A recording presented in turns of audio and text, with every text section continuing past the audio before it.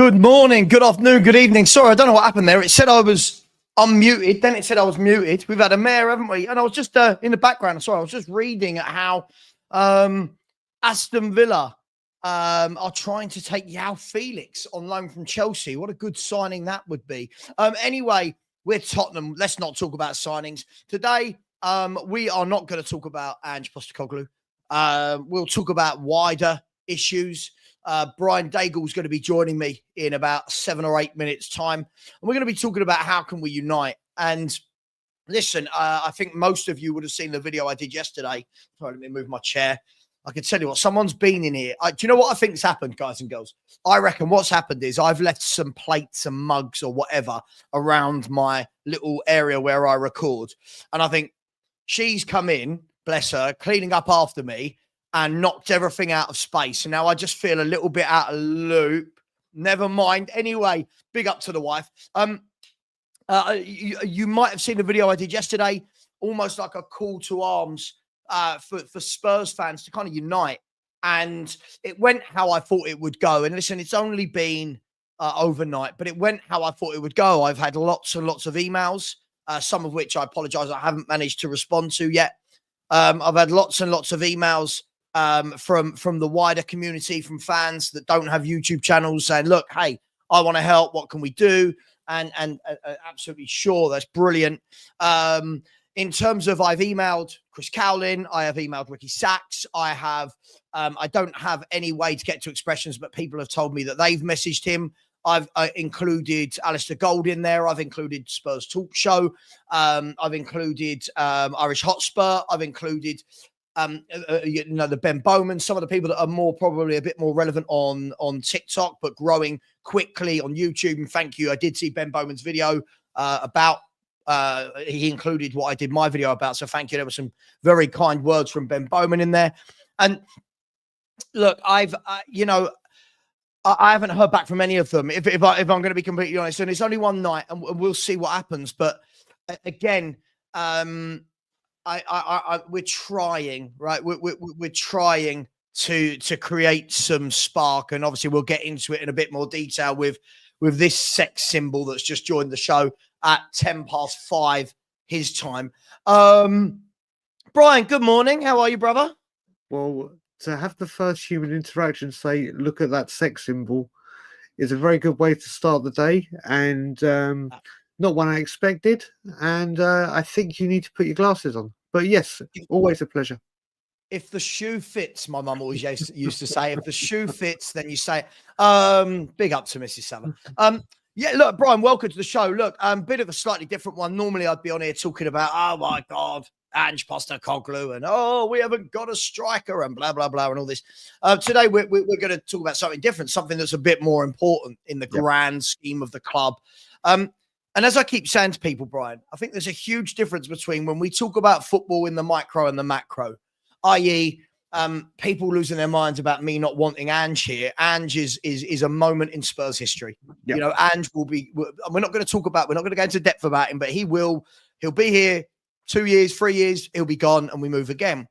The bigger problem at the football club, as we know, and we've always known, has been that the owners have been here for 24 years, and whilst it's not been, oh my God, it's absolutely shocking, it's dreadful under these owners, and whilst we can look at the positives and some of the negatives as we go through this show, they haven't done what we were told they were going to do. Essentially, it is, hey, we're going to do this, and we all went, yay, and then they went, haha, not really, and we all went, oh, boo. So we're going to talk about that, and Brian, look, you first of all, let me commend, because you and Stel and the likes, you've been, driving this drum harder than anyone for years in terms of Levy out, Enic out. What stage are you at with it in terms of, forget what we're going to talk about in what I put out yesterday? What stage are you at with it in terms of are you, oh my God, why am I wasting my breath? Is it, hang on, I've seen change. Where are you at with it? Right. First of all, I'm the only time I ever came close to pulling the plug and saying, right, I'm done with it, is when I arranged those training ground protests, when I did it for this is, I think, just as you and me Savva started meeting, and I first met you on Henry's channel, didn't I? When I first came on the show, I was going to the training ground every single day, and on deadline day, when hundreds promised they'd turn up, hardly anyone did because Kulu and Bentoncourt came in. I was just like, right, do you know what? I was fuming. I was there from 6 a.m. I was like, do you know what? I just don't think we can do this. And I almost stepped away. But since then, and that's only 3 years ago, been fighting, been doing what I do the whole time. And now I have never felt so energized and ready to go to battle, to war against the owners. I am more positive and optimistic than I have ever been in the whole 17 years. And what's that? What's the what are the findings that have made you feel like that? Why are you feeling more positive at this moment in time? Many reasons, but I think Sunday was a massive indicator. We've tried so many things in the past without success. Yeah. What we've deemed as success is having 200 people outside the club shop before. That has been like a huge success. And then hearing Levy out chants. Okay, success, but they don't last long. Then at Glasgow Rangers, when that Kulusevski song started, whether people like it or not, it caught on. And it could be heard loud and clear a lot of the time. Then that was another building block. The results, obviously, on the football pitch certainly haven't helped the club situation, but has enhanced the spotlight on Levy. It'd been building, and then obviously Sunday, not just the result off the pitch. I'm not talking about footballing matters. The noise in the stands, the banners, the look at the Fabrizio Romano is picking it up. The news are talking about it. Jay's been on TalkSport today already this morning. It's everywhere. It is absolutely everywhere. And finally, these big accounts that we've all been praying for and all wanted and all needed to get on board seem to finally, thank God. And you know what? Like I said, Savva, you and I spoke at length yesterday. I didn't really care how long it took people to get there as long as they got there. Right. That was the thing, and it looks like it's happened. Brian, and that for me needs to be a really important message in all of this, right? Look, we all play the YouTube game. We all play the football game of, I was right, you were wrong, my opinion's come true, yours hasn't, blah, blah, blah, all that. This can't be that. It simply can't be that. As you said, whether or not people with that are Enic out right now on Sky Sports, right now, as we speak, they're showing the yellow banner of 24 years, 16 managers, one trophy, time for change. Right now feels like a great time to attack this, but I have to stress this to all the viewers, to everybody. You know, within minutes of me putting up that video and post, the number of people that go, it won't work. And you're like, whoa, straight away. Let's not get that into the ethos. Let's not get that into that energy out there. Secondly, the number of people that were, they've finally woken up. Yeah, good. If people have finally woken up and if people finally want change, let's see. At the end of the day, look, if it works, it works. If it doesn't, it doesn't. But isn't it good to know that if it doesn't, then we tried? And I've always, listen, Brian, I'm not gonna blow smoke up your ass. You know where I've been. I've always said I think it's pointless doing a protest when there's 200-300 people. I do. I think it's pointless. Right? I've always said though, you get thousands there. If you get everyone on board, and people are saying to me, oh, look at, like, I had messages back yesterday, Brian, saying, oh, look at these YouTubers, think they're influencers. And it was like, whoa. Not about influencers. It's about having a voice that can go out to many. And I sat there and I've said this morning in the Hotspur Hood group, where there's a lot of people. I know you don't like your groups. In the Hotspur Hood group, I've turned around and said, look, at the end of the day, can you imagine if Tottenham on tour, Tottenham away, Football Heritage TV, Spurs Talk Show, Irish Hotspur.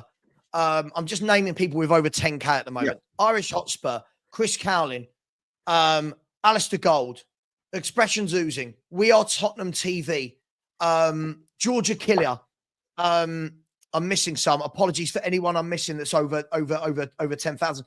Just imagine for the moment, just those channels, right? Imagine just those channels at the moment got together and said, we've got one message. We've got one message. I'm not saying they changed their format of their shows. We all talk about football. We do our watch-alongs. Imagine we all had one message. Between those people I just named, that's over 1 million subscribers, by the way. That's a 1 million subscribers and however many viewers. Now just imagine a tenth of those people decided, you know what? Yep, we're on board. Yep. Now imagine now imagine 0.5 of percent of that people. And this is the key thing for me. Do these big channels want to get involved? I'm not knocking them. I'm asking right now. I'm asking the question. Do we want to do it? Do we want to use this moment where it feels like Sky, BT, TalkSport? It feels like most of the big YouTube channels, the TikTok channels, the Insta channels, the Reddit. Most people now are going, hang on. Yep. It ain't working. Pardon, mum. Sorry about my language. It isn't working, right? It isn't working. Now's the time, right? So my rally call, Brian, isn't, let's call out that, like Ricky Sachs, for example, who I get on with, by the way. I speak to Ricky away from football. Ricky's a lovely guy. Ricky's turned around and said, right, if we're going to do this, let's do it properly. Cool. Well, there's the offer, right? Let's put everything alongside each other. Let's forget about who said what, who's done this. Let's say for the good of our football club, right? For the good of our football club. See, again, Matt, see, I'm going to kick you out if you do this. You're not getting it. You're not getting it, are you? See, straight away, this isn't about Angepostecoglou. And again, if you'd been a Spurs fan for more than 5 minutes, you'd know, stop this. This is what we're trying to avoid. Stop this. This isn't about managers at the moment. This is about the ownership, right? So stop this or I will kick you from the show. Grow up. Sorry, Brian. So for me, this is the moment where I need to see. I've emailed these people, Brian. I've sent them messages. I've put the video out there. I've tagged them in. I'm waiting to see how many of those channels come to me in the next 24, 48 hours and say, we're in. And then I come to people like you and people like Stel and we go, right, okay, what do we all do? Let's have a Zoom call. Let's have a StreamYard call. What do we do, guys? What do we do to get this voice out there? If we can do that, great. Can we do that, Brian? That's the question. Can we do that? The thing, I'm going to use a Dragon's Den scenario. When you're sitting down watching Dragon's Den and the guy goes in and goes, I want 100,000 for 10% as his main offer or what he wants. And they go, yeah, I'll give you an offer, but I want 25%. When the people go, yeah, well, I don't want that. I only want 10%. That's too much. I'm like, are you an idiot? If Peter Jones, who has got multi-billions of pounds, wants to give me 20, I'd rather have 75% of something he's on board with than nothing. So where I'm going with that is if you've got people like you said, the reach we can get if we come together.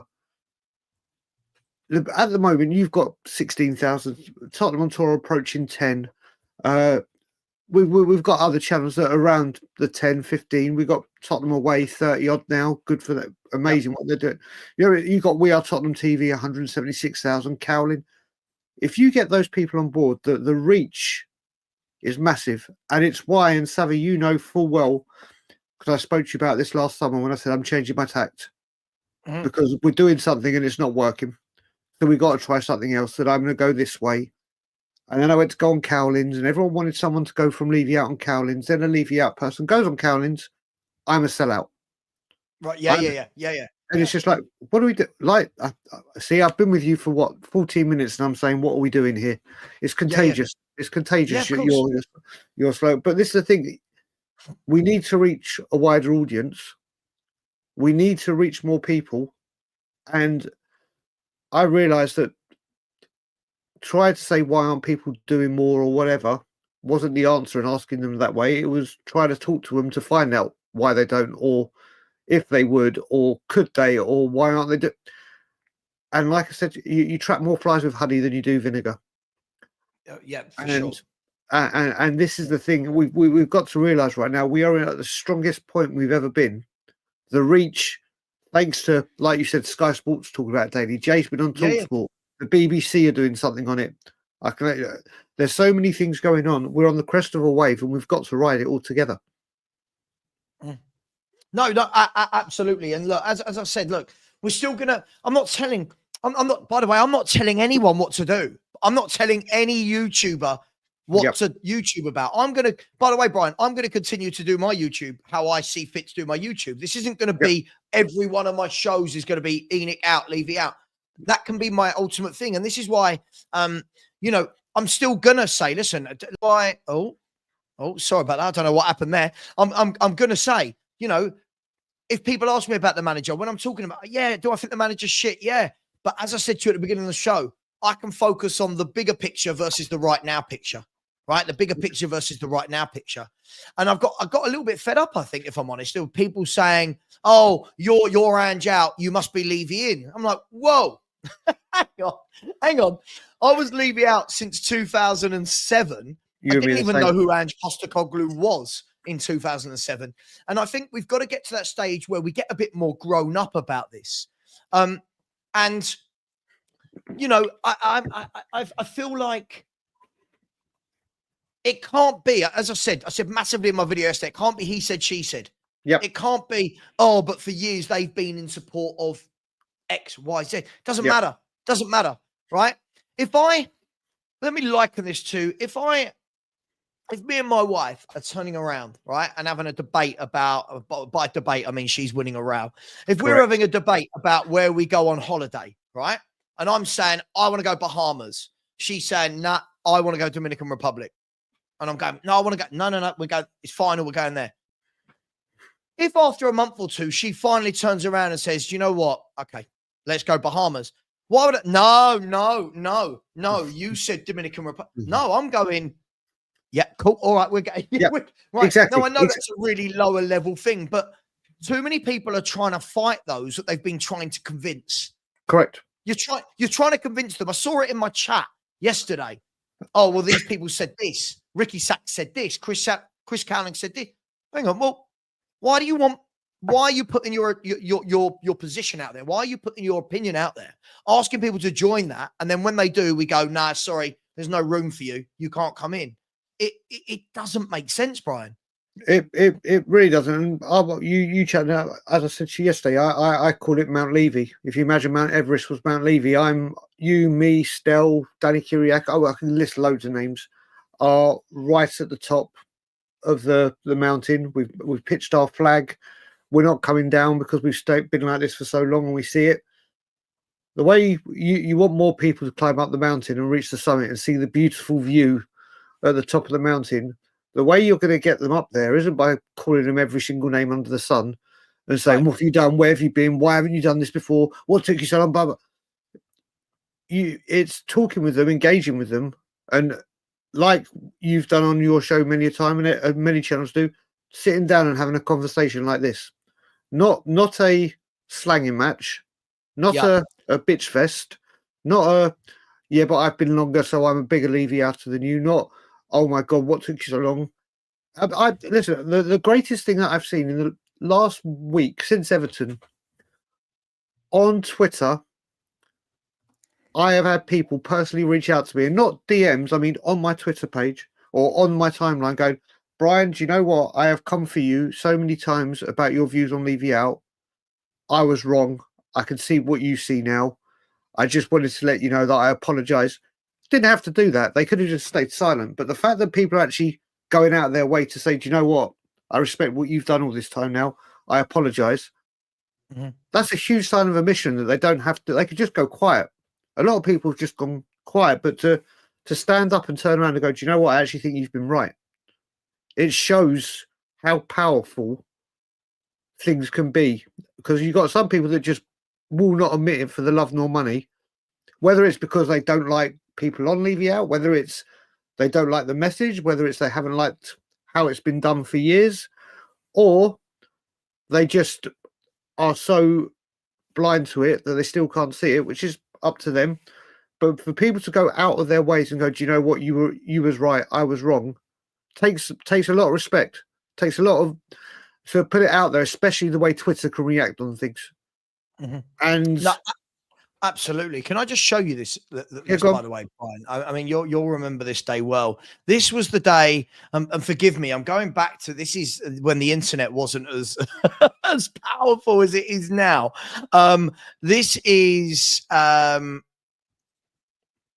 if anyone can see that, it's a bit muffled, right? Because October it's the a 26th, really 2007. it's a really old article, but if you can see that, right? This was Friday the 26th of October 2007, and Jol was sacked as Tottenham manager. And if anyone wants to know why this was such a water, and I'm not mocking anybody, but people who weren't Spurs fans then or were too young, Brian, if anyone wants to know why this was such a watershed moment for someone like me, I don't know if this was the moment you became Levy Enic out. Right, there we go. So many people cite this as the moment, is that Martin Jol was in the middle of managing a game. It was there you go. It's written in there. It was Getafe, right, in the UEFA Cup. And during that game, the noises started going around the stadium. Do you remember? The noises started going around the stadium. I was there. We're all hearing that Martin Jol's been sacked. And I remember looking around, and obviously I was a bit younger. That's a bit younger. I was still of age. You know what I mean? I would have been 20 something then. And I remember everyone going, "What do you mean he's been sacked? He's there. Look, we're all going, this is a joke. He's there. He's in the dugout." And Spurs somehow it had been leaked at half time that Martin Jol was being sacked, and Martin Jol was sacked after that game, or before the game, or mid whatever. And that was the moment, Brian, that I went, these owners are crass. These owners are terrible. And Martin Jol had done an exceptional job.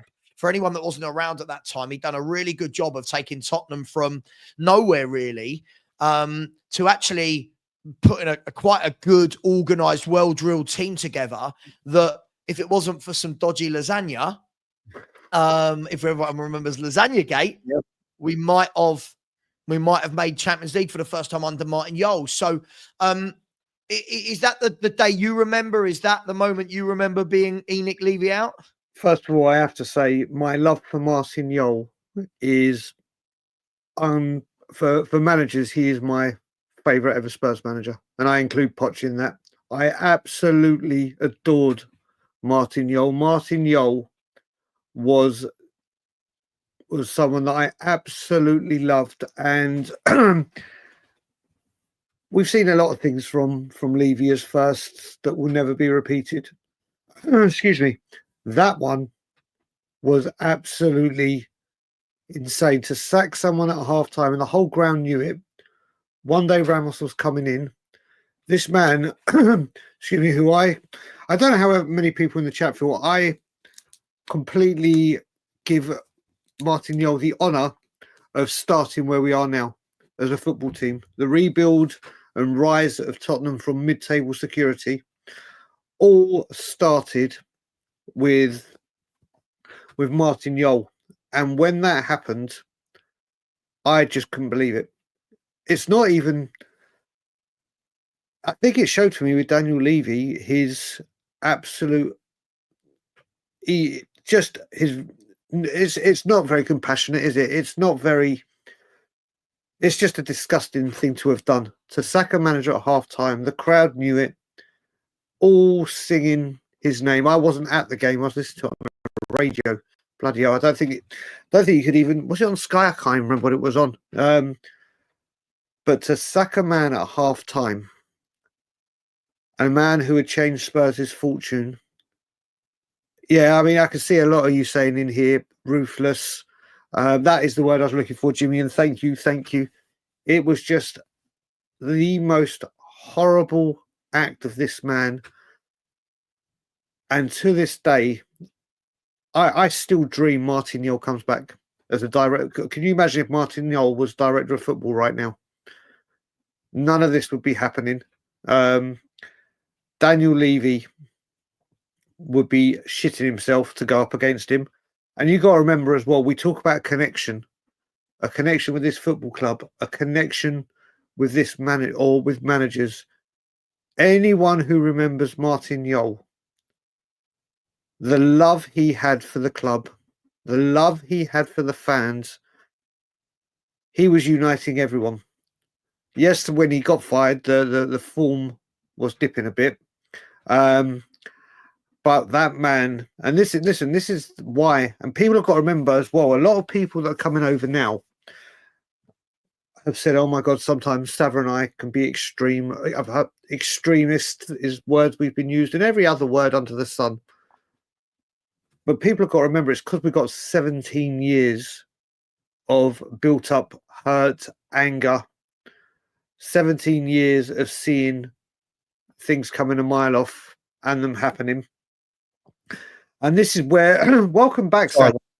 Sorry. I was actually just listening to 2 voice notes from Ricky Sachs. Okay.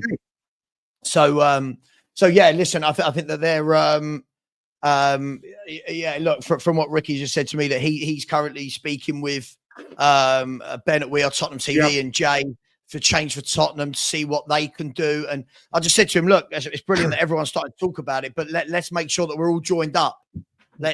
Do you know what I mean? Like, let's not have little groups here, there, and everywhere going, we should do this. Let's all have the conversation together. Because I said to him, there's a lot of people that have been banging this drum for a long time that can't just be ignored. So look, at the end of the day, we're trying. And Ricky just said to me on his voice note, he's a good lad, Ricky. Just said to me, he's hit his breaking point. And that's what it's about. I think a lot of people now have hit their breaking point. And that's what it's all about. Look, for me, the way I see it is this: what can we do? Now, there's a lot of different things, and I just want to bring up a couple of comments first, just before we do. Wacker has been a member for 4 months, so good morning to you, Wacker. Thank you very much. I really do appreciate that. Thank you for that. I really appreciate that. Get that stinking fraud Arteta out of my club. Was put in the super sticker as always. Big up to you. Good morning to you. I really, really appreciate that. Thank you very much. Today is to FM. Big up to you. I said, hi, Savva and Brian. I sent an email in regards to get involved. No response yet. How can I get involved via GC Discord? I have ideas. Did you send the email to me? Just so you know, it's some of the emails that come into me are asking what's the plan. At the moment, I need to, at the moment, I'm trying to get all the people involved. I'm working with Brian and Stell, who have got the original protests. As you heard there, I'm trying to speak to Ricky Sachs. We Are Tottenham TV. What I want to make sure is that this isn't a divide of the super big channels just trying to ignore everyone else. This is what I'm trying to make sure that everybody's got that voice. So I'll be speaking to Ben from We Are Tottenham TV later. I don't know Jay from Tottenham for Change, but if we can all get one voice. You've renamed it. You've rebranded it. Change for Tottenham. Change for Tottenham. Tottenham for Change. I'm changing his brand already. So as I said, once we've got an idea, then I'll be able to go out and let people know. But at the moment, I can't respond to every email. There's so many emails that have come through to me, Brian, in the last 24 hours. With a lot of people saying, I think we should do this, that, the other. The problem is, first of all, I've only got X amount of hours in a day. Second of all, what I'm waiting to see this end is who joins the rally cry. And what I'm going to do is I'm going to speak to Ben from We Are Tottenham TV after this, because obviously they're 170,000 big players in that space. And I'll speak to Brian when we come off air later and talk about what we can do, and Stell and all those guys. So thank you very much. I will come back to you. I promise, my man. I promise we will get this sorted. What I'm not going to do, though, is get a great big WhatsApp group. We tried that before, and everyone just lost their mind at each other, and it was like a bloodbath. Big up to Aris. Thank you very much just for the super sticker. We really appreciate that. Thank you very much. That's very kind of you. Aris has come back in again and said, big up, boys. Love your work. Thank you very much. We appreciate you greatly. Thank you very much for that. Really appreciate that. And the two Mark's Sheriff. This is Mark from the Two Mark Show. So you've got the Sheriff and you've got the Cookmeister. So big up to you guys. They've been members for 12 months. Thank you both for us efforts, Levy. Listen, I'm just getting on board now massively. I'm just fed up. I'm really, really fed up. And I thought that actually, we'll get to what I was going to say in a minute. Here's a few comments that people have put in. I thought were quite good talking points, Brian, on this. Let's do it. Big up to my man, Ash. I love Ash, a friend of mine, has said, it won't last, Brian. A few wins and the noise goes again. Now, Brian, he's got a point in terms of This seems to happen at the stadium, right? Yep. Spurs start losing, and you hear, "Oh, Levy out, Levy out." We win, we score an equaliser, and it goes all hushly quiet. We win the game, no one cares. Doesn't it need to be Levy out, relentless, and regardless of the result on the pitch? All right. So first of all, big up to Ash. And listen, I completely see where he's come from and know where he's come from. There's been nothing more frustrating. For example, after we lost to Newcastle 6-1, we did the one and only midweek protest where we all took half days off work. My group, we got the banner, we protested during midweek, and then everyone was giving it, yeah, we're going to join in. And then you start chanting the Levy out chants, and only a small section do it. And you're like, oh, what's the point? But I think you'll see, as of the Southampton game, even when we've been winning, the Levy out chants have been, whether it's the Kulusevski song, they're not going. Even Ben was saying at the game yesterday, the only noise in that ground mainly, like the main noise, was the Levy out chant throughout the game. Otherwise, it was silence. What people have got to remember as well, this is all bigger picture, isn't it, Savva? That phrase that people use, because this isn't going to be overnight. But what we got to remember right now is we're coming up to the end of the transfer window. And if quality players don't come in, that's going to frustrate the crap out of people.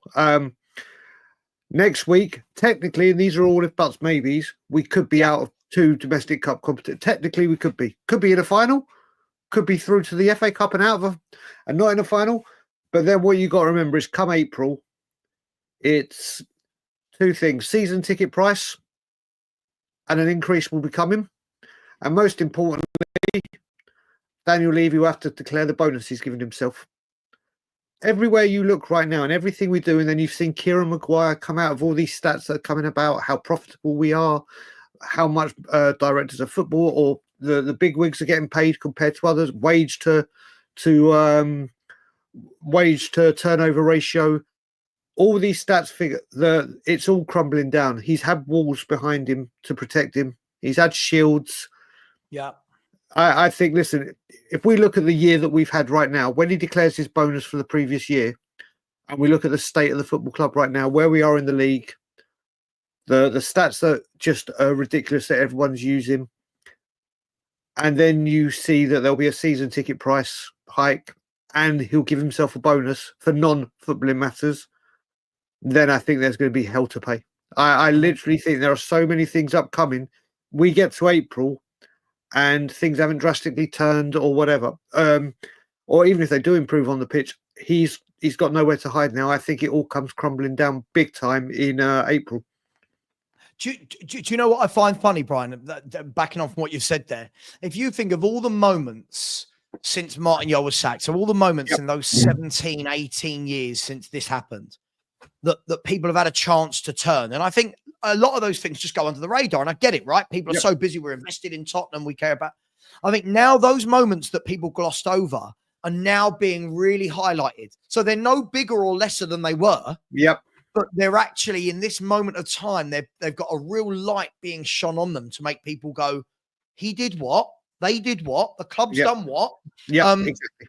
You know, when I was speaking to Lubo yesterday, and we're talking about, you know, what he did to the pensioners, for example.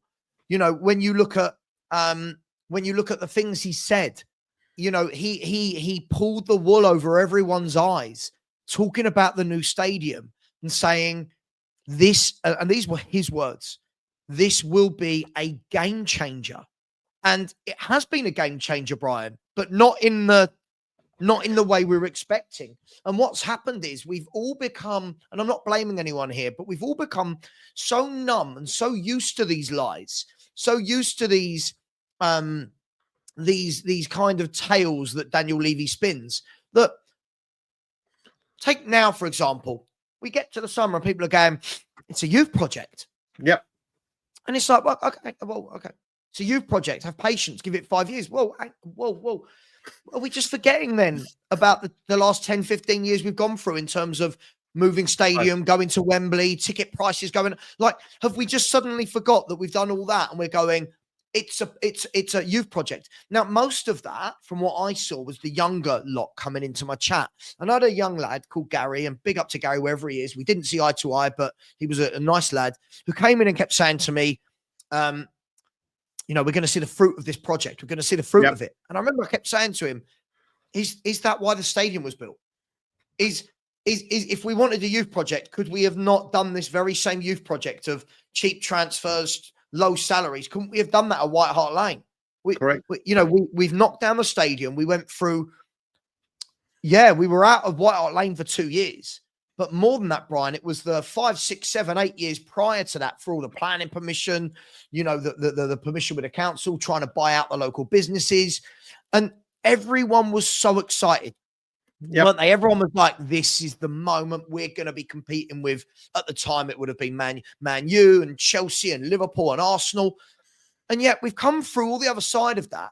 And still it made a lot of people not say, yeah, this is shit.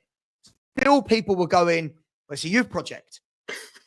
What we've done, what we've built, we were promised best-in-class managers, best-in-class footballers, rise of salaries, competing with the big clubs, going for honours, proper European, domestic honours. None of that has come to fruition. And I think now, for some reason, it's taken us, let's be brutally honest, Brian, and I've got no problem with what it takes to get people to that point. Taken us to be 15th in the Premier League table and only signing Solanke from a senior perspective in the summer for people to go, yeah, I've had enough. Now, for me, there's still people that haven't joined. I don't know what they're seeing, but this is the moment. This is the moment we seize, Brian. This is the moment we turn around and go, enough is enough, right? Enough is enough. And even me, I will protest. I've always said I don't see the point in it. I will protest if this is done properly. I will protest if we've got the backing. I will protest if I know I'm rocking up there and so are 3, 4, 5,000 people. I will protest if we get noise to the point where Sky Sports and BT are doing a huge piece on it. Like, look at here's 5,000 fans. Levy out. Enic out. I will protest when, like, somebody messaged me this morning. I'm sorry for the big rant, Brian. That's fine, brother. I will protest when somebody said, why not on the 25th minute or 20th minute of every game, every Spurs fan gets out their white handkerchief for 2 minutes and waves it like you would at Real Madrid or Barcelona. At the moment, we haven't got that. Can we build to that? Well, sure. I've jumped on board now. Can everyone else jump on board? That's the big question. So first of all, I think what we've got to do as well, we mentioned something there. When you said about the people that can't see it and aren't there, I think we right now don't even need to focus on them. We need to focus on the ones that are here. Because believe me, there's more of us now than there are of them. And I'm not going to waste my breath. If people go, I'm not there, I think he can do something. But okay, that's your prerogative. That's your thought. Okay, bye. I'm going to focus on the many on this side. Of course, it can be done. I mean, first of all, you got to remember, you mentioned game-changing stadium. We all thought that meant, like you said, the higher wages, the better caliber of manager, the better caliber of player. But actually, not generally winning, but regularly competing for major honours, attracting the big stars. Well, it kind of is, but it has been game-changing, but it's just that the games on the pitch have changed. That's it. We now have NFL, boxing, concerts. So it's changed the game, but we thought it was one thing. It's been completely another. And as you said, listen, you said you're going to come protest, and listen, I've known your stance all along. You haven't wanted, you said 200-300 people, but what you have done is said, I'm not giving him a single penny. I'm not going to turn up to go to games. I've been that way for a long time. But like I said, I protested when there was 3, and I was one of those 3, just because that was what I wanted to do. But like I said, now it's a case of, I think beforehand, people didn't want to turn up because they were worried about the numbers. And I have to tell you, what we went through standing on the 200, the 100, opposite that club shop, we came in for a barrage of abuse, a barrage of lies, a barrage of hatred. But it looks like now there are thousands. You've got to remember, with Sugar, Savva, and you'll remember those days because of our age, Yep. There was no social media. There was no social media where all this war and trolling and bitching and moaning at each other, and it was all organised by probably landlines, because I don't even think mobiles were hot on the press just then, and people turned up in their thousands. Yeah, because there's no social media. What with social media as well, and this is why there was a major difference, I think, on Sunday compared to other times. One was change for Spurs, and Jay went completely dark and went under the radar and said, listen, something's happening. We are not saying a word. Just watch and see. And I even spoke to Jay, and I said to Jay, listen, I'm a bit concerned about that because I've tried many a thing. And he goes, just trust us. I was like, I'm going to trust you, Jay. I trust you with my life. You know what I mean? I know you say you're going to follow through. But I know for a fact when we've planned protests before, we've given the club ample notice to know what's coming, ample to notice to know the location, ample time for social media bots, trolls, and people that didn't agree with Levy out to mock it and play it down. So when we did come to protest, they knew everything that was happening. On Sunday, the club had no idea what was going to happen, where it was going to happen, how it was going to happen. They didn't have time to react. They didn't have time to plan. No one could knock it down on social media. And literally, it was like the sugar days because no one knew about it. And it was all under the radar. And it just went to show what an incredibly smart move that was. Yeah. Listen, Striker Land said, "What, Mr. Savva? One, do not block me for my opinion. I don't know who you are, mate. All over the news in UK and Australia reports the massive divide between the top 6 clubs and Tottenham with respect to revenue versus player age. I don't know why you started that off with please don't block me. That's a weird thing to say. Guys and girls, I will just say, if we want Enic and Levy out and people want to talk about numbers for protesting, we've got 600 people in it. I can't even get more than 146 of you to hit a like button, let alone get people off their backsides and get down to a stadium to protest. I love your link likes. The way you just segue into your like, it's mate. I just don't get it. Hey, it is what it is. Listen, yeah, look, I completely agree with you, Brian. Look, for me, I think lots of people have been saying in the chat, and I agree, it can't be rushed. It can't be, we've got to do one in 2 weeks. It can't, for me, by the way, it can't just be a protest. I don't think listen, I think the club would do this. If we just said, right, okay, not last game, I think that would blow over. If we just said, in March, there's going to be a protest, I think they would go, okay, we're batten down the hatches, we'll see it through. I think this needs to be a regular thing in terms of we have protests, we have banners, we have people going on to Sky Sports, Talk Sport, all these people that represent our club on there, the Chris Cowlins, the Flav Batemans. I think these are the people, for me, and I'm not calling them out, I'm saying this is how they can help. These are the people for me is that when they've got that platform, when they've got this microphone in front of them in a Talk Sport studio, that's where I'd love to go on. Not from a vanity point of view, Brian, but from the point of view where I turn around and they go, what's going on at Spurs? I don't want to talk about, great stadium, great training ground. I want to say, listen, guys, let me lay out some facts for you about these owners. Yeah. These owners have to go. Here's why. And by the way, look at the movement we've got coming behind us now. Yeah. That's what we need. But we get people that go on to Sky Sports and Talk Sport, and what they do is they say things like, oh, Ange has got injuries. Sure, cool. Let's talk about that. But let's talk about the big issue at the football club. Yeah, when we get the chance in the mainstream media. For me, that's what needs to happen. We need social media to see this. We need the big players on TikTok, on Instagram, on X. We need the big players to be putting out there, right? This is what's going on at Spurs. This is what we're all behind. If we can get that happening, then maybe we'll be okay.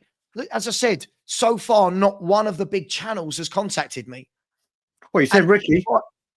Well, Ricky I'm speaking to on LinkedIn because I kind of know Ricky, right? Yep. So Ricky and I have always spoken on LinkedIn. For years, we've had this chat. Can't believe him, though. I just said to him, funny how you never let me on your show. Anyway, we jest. But other than Ricky, who I know, I've put that video out there. Everyone in this community will have a way to get my phone number, Brian. Yeah. Right? Everyone's got access to my FHTV email. Everybody has got access to come into one of my shows now and say, hey, I'm in the chat. Can I come on? This is where I want to see expressions, Chris Cowling, We Are Tottenham TV. And I know, by the way, I'm not knocking those boys. I know those boys were at protests and stuff. So fair play to them. This is where we want to see, right? Yeah, we want to get involved because you need the big numbers. Yep. You do. As much as people say, we'll just do it without them. You need, if we're coming at it from a media perspective, from a social media perspective, we need those numbers. You need the people backing you. And Arsenal, when they had their protests, for example, they had AFTV behind it. You know, they had some big names behind it. So for me, I think lots of things have got to happen. Just quickly, B Banjo, I'm going to talk about this more in a minute, but I think when people say just don't go to matches, you've got a couple of things to consider here. A lot of people have paid for their season ticket. If they don't go to a game, it means that they've lost out on money. And a lot of people don't have that money in life where they can go, don't worry about that. B, if like me, I choose not to pay and go, but I'm fully aware that that means that another 100,000 people behind me will go, I'll pay, I'll go. Yep. So it's very difficult to tell people not to just go to matches. I think that's really, really difficult to do. Simon Hill has said, I heard you say, Savva, there were a couple of hundred Levy out in the protests. I bet half of them went in the stadium afterwards. Again, Simon, you know, to go on to, I've probably heard you say this, but I hear Stel say this a lot. You know, you want those people in the stadium, don't you, for some noise? Like, surely you don't want it to be, it's all outside the stadium. And then when you go inside the stadium, there's no one saying it. So I hear what you're saying, but at the same time, it's listen, there's a difference. When they show the videos, Brian, of the concourse at Spurs before and after a game, and you just see the millions of pounds that are being spent on beverages and what, right? That's different. But surely in the actual football pitch, in the seats surrounding it, you want that noise, don't you? Well, I saw him in the chat. I don't know if he's still here. If my little brother, he'll probably put a message in. I wish there was 50,000 Ryan Isaacs in there, because believe me, that little brother of mine has got the lungs and voice. The passion that comes from him and others that are in my original Levy Out group. I've got a lot. I'll let you know, a lot of my Levy Out protesters don't even go to home games. They go to away games. They refuse to go into the home ground. Some of them do, though. Some of them do. And what you've got to look at is what we've got to do. I saw, obviously, you said we're going to speak about boycott, but we can speak about boycott later. But trying to get a massive boycott is such a hard thing to arrange and organise. It's got to be done gradually. And one of the things that needs to stop, and Ryan put the video up on his Twitter Sunday, is after the game, there were thousands, like Savva just alluded to, and I do mean thousands, in the bars giving him money, rather than going out onto the local businesses. And that's the worrying thing, because as much as you're shouting Levy out, which will get to him because it's getting the exposure and he can't keep it quiet, as soon as he walks out of his director's box and goes into his office, wherever it may be, and checks to see what the takings are, he's laughing. He is laughing. So the last few games that I went in there, when I've been into that new stadium, which I will never step foot into again till he's gone, I wouldn't even let anyone buy me a drink. I was like, I don't want your money getting me a drink so he profits off of me. I think the next step isn't about boycotting the stadium. It's about stopping people spending money on food and drink in the stadium. Now, obviously, it's understandable if it's a senior citizen or a family with kids. Obviously, they're going to need to be fed and watered, so to speak. But even you saw the goal line bar after the 2-1 defeat at Leicester. The only difference with it yet compared to normal ones is there was no chanting. It was just silence and people getting a beer, because A, it's convenient. B, I hear it's cheaper. Being a recovering alcoholic, I wouldn't know what the price of beer is there compared to the pubs. So people use that as a place, and it just shows how smart he is. He charges the cheapest beer to keep you in there. That's what he does. He keeps you in there, and I think what you've got to do is that's got to be the next target. If let's just say there was 10, let's just say there he is, he's there. So let's just say there's 5,000 people in that bar. If 250 people next game said, right, I'm not going to spend a single penny in here, God knows how much. It's scratching the surface of how much that club will make on that day. But if 250 people all of a sudden stop spending in the club on food, drink, it will make a difference. Not a massive one, but then if more and more people do that and say, you know what, I'm not going to get anything in this stadium, I'll wait till I get outside and go to countless amount of pubs or countless amount of restaurants and give my money to them, it makes a huge difference. Yeah, sorry, I'm just conversing with Ricky on a few things. So as you can see, there's already conversations that are going on, people. We will try and get. Are they concrete talks? Are they concrete talks? No, we're monitoring the talks. We're monitoring the situation in this transfer window. By the way, listen, look, just quickly, and Matt, sorry to pick on you, but dude, calm down. Again, when I say it can't be rushed, because we're trying to force a change of ownership, or we're trying to force the owners to change, right? That doesn't happen by going, right, 500 of us quickly rush down this weekend to the game. It just relax, right? Everybody's going to talk and see what they can do. Yes, we're in a rot and we need to take immediate action, but we've been with these owners for 24 years. So no offense, a few more months or a year, to be honest, isn't going to do anything. Now, what I will say is, I think what the other side of this that people need to realize, Brian, is there's a huge other side to this, that even if Enic and Levy are so swayed, and this is a big if, this is a massive if, are so swayed that they say, we've taken this as far as we can, we don't need this heat, this isn't why we built it, blah, blah, blah, we're going to sell. We've got to remember, that's still a long old process. Finding people that want to buy the club for, I don't know, 4.5, 5 billion, for them to be negotiating with Levy. And it will be Levy negotiating it, won't it, on behalf of Enic? It will be Daniel Levy negotiating it, right? That takes time. And I think people need to understand this isn't going to be a case of, let's run down to the high road. Let's have a protest. And then that very afternoon, Enic and Levy announce we're selling the club. And I do think that there needs to be that degree of common sense that goes with this, Brian, that even if we sell, it's a long old process. And I'm just going to forewarn people, we've got to remember that if we want these owners out, which we do, we don't know what we're getting coming in. So there is always, I'm not saying we don't try and get them out, Brian. I'm just saying people have got to remember there's always that risk, because I think what we're all saying is we're all thinking in this dream world, right, that Levy and Enic sell it to someone who goes, right, £4.5 billion, there you go. And then what we want them to do is go, right, first thing I'm going to do, there's £500 million, right? Go and spend that on top footballers' wages. I don't know in this day and age with FFP rules, with how much money can be made from football, whether or not you're going to get an owner that wants to do that. And i.e., look at Newcastle. Newcastle's owners are good owners. I'm not knocking them. They're good owners. Look what they've done, right?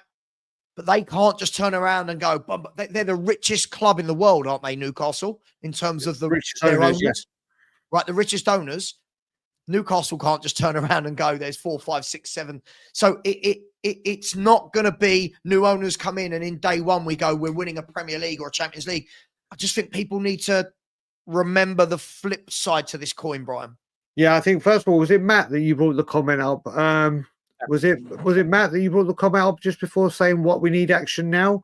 Well, what we've got to remember here is we've where we are right now. We've got one massive chance and one massive step of really, really making a dent in making this happen. Or now, do we rush it and it goes wrong and tits up and it looks bad and we've lost all ground, or do we plan a way, prepare, and then go for it? Because I'll give you an example. Change for Spurs was meant to do another one after Liverpool. I think it was Wolves at home next, wasn't it?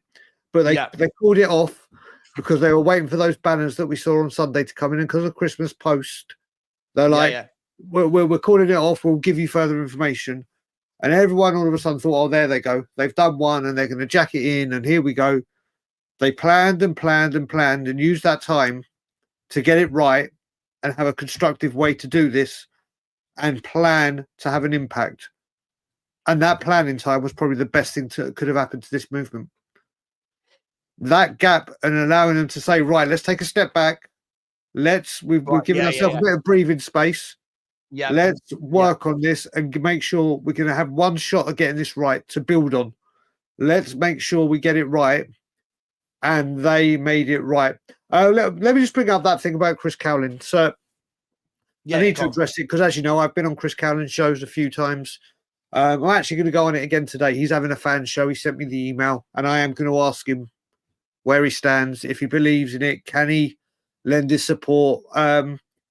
But I will tell you that, as I said at the beginning of this show, I changed my tact to be more like this, like a lot of us are being now, to try and get people together or to hear other sides of the coin and where they stand on this situation. And Chris Cowlin asked me on, and when I first came on, the first thing he said to me before we even went live, like we sit in the back end, was, Brian, say what you want about Levy, do what you want about Levy, don't worry about swearing, you can go nuts. And if people actually listen to Chris Cowlin, and I mean listen, whenever you see Chris Cowlin, all of a sudden, like people when they see you or me, Savva, they go, oh, they're Levy out and they're bashing Levy again, blah, blah, blah, blah, blah. Even sometimes when we're not even talking about him. But it's just because of the perception of who we are, what our content is mainly about. And people will look at Chris Cowlin and go, oh my God, he's a Levy, whatever you want to call him, blah, blah, blah. If you actually take that impression or idea in your head and actually listen to what he's saying and listen to what he's actually saying, he does voice his frustrations. He just doesn't shout and scream like you and I can or start effing and blinding. Or if you actually sit back, take a step back and listen to what he's saying, he has a very, very different approach to it. And listen, who are we? He's got close to 200,000 subscribers. It's his business. He's lucky enough, like we are Tottenham TV, it is their business. We all go to work Monday to Friday, 9 to 5, whatever, to earn a living. This is their living. This is it. I mean, I think Chris does a couple of side bits. Yeah. But he has got a very successful channel, like him or hate him, love him or loathe him. And he travels up and down and around the world to support this football club. And if, like I said, next time you listen to him, and I mean, not today on the fan show, yes, sometimes people don't agree with him, but he does. He's just not as strongly tacked and as strong as I am or you when it comes to the way we declare our dissatisfaction at the owners. He's not happy. He's not happy. Whether he does something about it is another question. But it's not fair that I don't like it that he now gets tarred with this brush when I've actually spent time with him, listened to him. And if you actually listen to him, he voices his frustrations and his concerns. He just does it in a completely different way. Yeah, no, listen, big up. I agree with you, and I'm going to come on to that in a minute. Big up. Look, as I just said, Jose, as I just said, there has to be that consideration. But I think the problem is after 24 years, I think that most people, if you said, is the grass greener? Well, we'd at least like to try, right? If a new owner comes in as the same, we've got what we asked for, right? If a new owner comes in and is as bad, let's be fair, we've got nowhere to go from there. But we've got to try something. Now, look, off the back of that, this is what I don't get. This is what I've never got. Forget protesting. I've never understood this about football YouTube, right? Lots of people are going to have very different opinions, but it's the abuse that goes with it. It's like, listen, I don't know Chris Cowlin. I've never met him. I've never spoken to him. Right. I think I'm blocked because I actually once tried to comment on his show and it wasn't appearing. So maybe I'm blocked. I don't know. But I don't know him. Right. His opinions on Spurs, I may not agree with. Me seeing him on Sky Sports and wanting him to actually call the club out a bit more, that's my personal opinion. But it's the moment we don't agree The moment we don't agree with another YouTuber, Yep. I mean, like people in the comments, it's, oh my God, that person's shit. They've said this, they've done this. Like, whoa. Like I've seen people talking about Henry in the chat today. It's like, wow, like just everyone's so personal. I've seen them talking about the Hotspur hippie. People are talking about Stell. People are talking about me. People are talking about you. Yep. Like, it's just like, whoa, and by the way, this applies to YouTubers as well. We have to stop calling each other out. And again, I called Ben Bowman out and I apologize straight away. It wasn't the right thing to do. And actually, Ben said some nice things about my video yesterday. So fair play to him. I thought he came across really well. Now, do I agree with Ben Bowman's assessment of Spurs in general? No. Does that mean that I hate Ben Bowman? Does that mean that I think he's this and he's that? No, I just don't agree with a lot of his stuff. But everyone's out there doing their own thing. Look, can you get a Chris Cowling on board? I don't know. I genuinely don't know, Brian. I don't know the guy. All I can do is put out there and try. Now, I'm not some sort of martyr. You guys have had this movement going for years. Yep. I've said what I've said yesterday. I know that Ricky, Jay, and Ben are having chats over there as well. Yep. This is good noise, pockets of noise. I will go back to my original point. Those pockets, though, have to all align to be one. That's at the end of the day, what it can't be is we've got some people over here that are setting up their thing. Someone over here is setting up their thing. It's disjointed. It doesn't, because then on match day, what have you got? You've got different voices, different messages, different noises. It needs to be one noise. And somebody keeps saying, Savva, you've got 16,000 subscribers. You can start a movement. Guys, hang on. I mean, I'm tiny. In this food chain of YouTube, I've got a very small channel, right? It doesn't need me. It needs lots of us.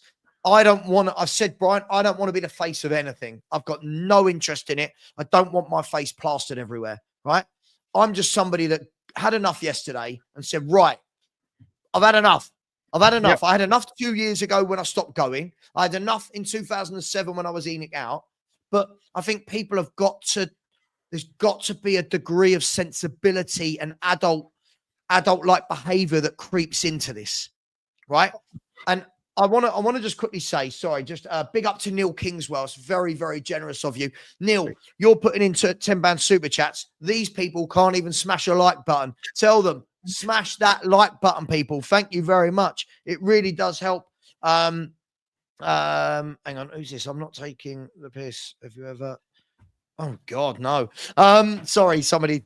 Big up Neil Kingswell. Really appreciate you. And you tight gits out there. We've got 237 likes. There's 700 of you in here right now. So if you haven't liked, please do. If you haven't subscribed, please do. We're chasing down 16,500 already after going past 16K. Big up to Neil. Big up to Marco. Just putting in a super sticker. Thank you very much. I quite like that kit, by the way. I was just thinking, is that Porto or something?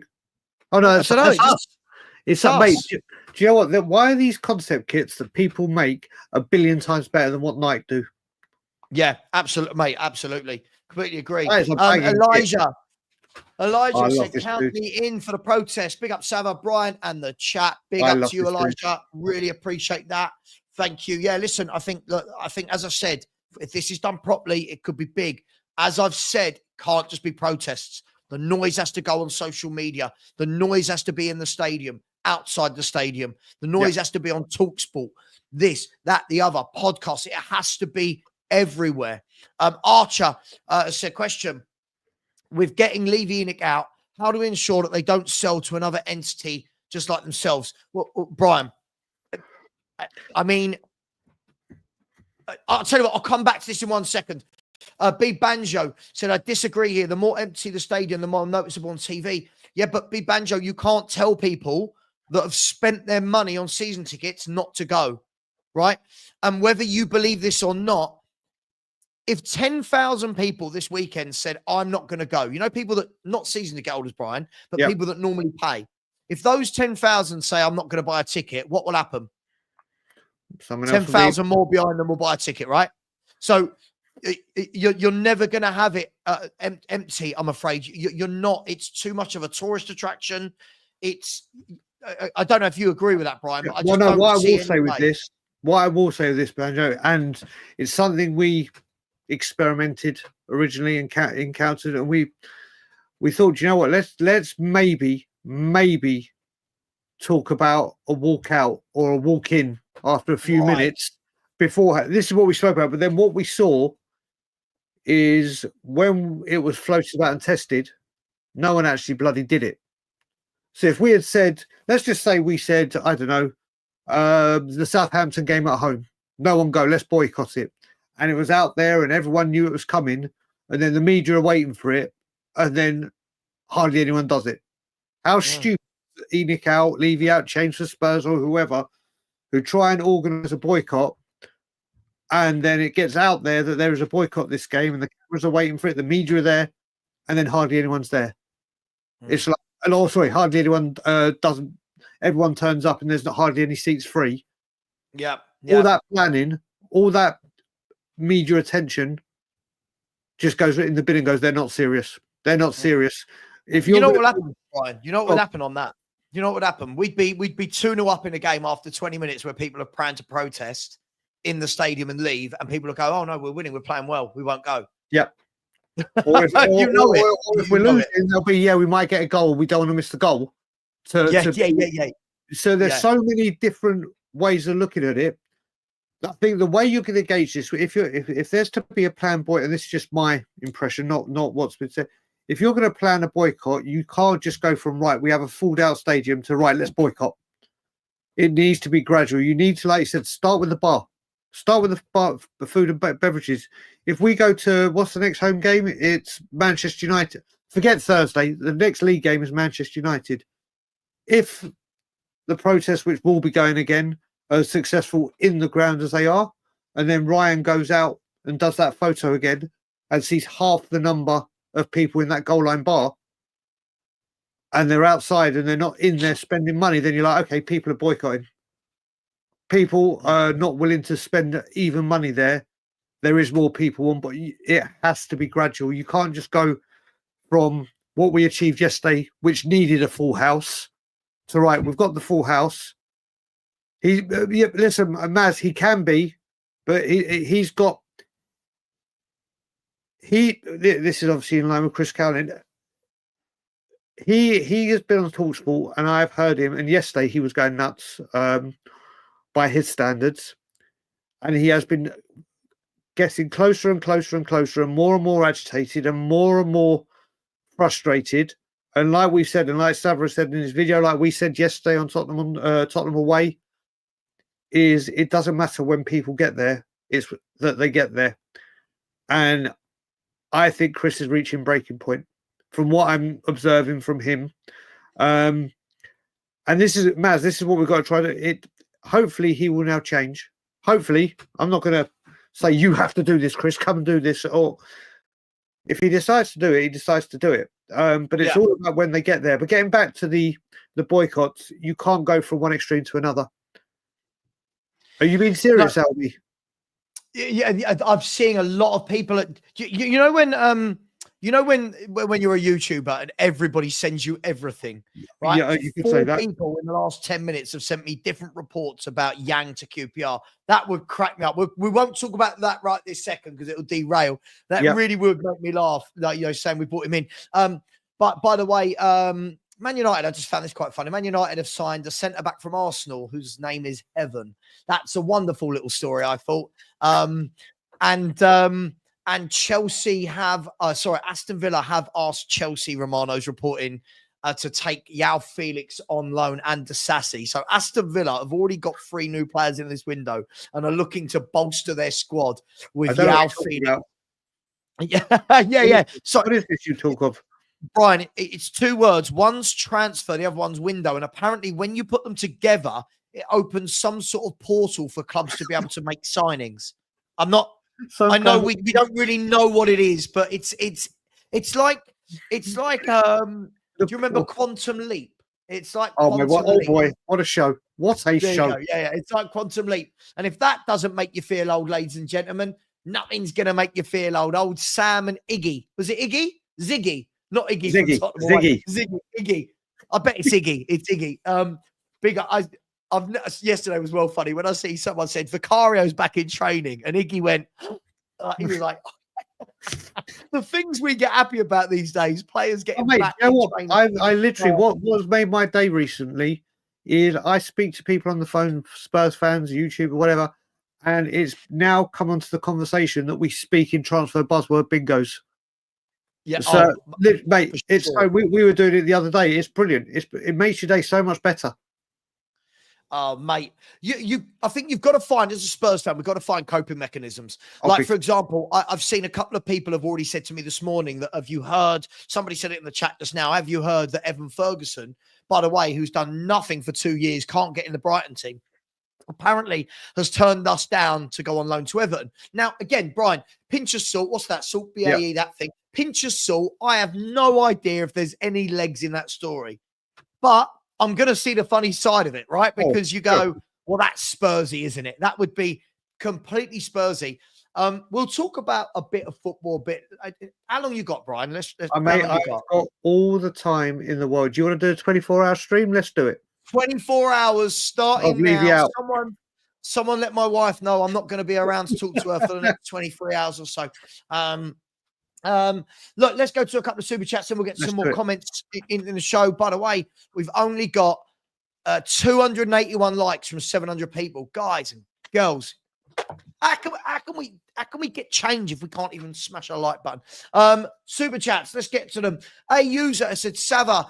Oh, well, there we go, straight away. Savva, did you hear that Ferguson declined us for Everton?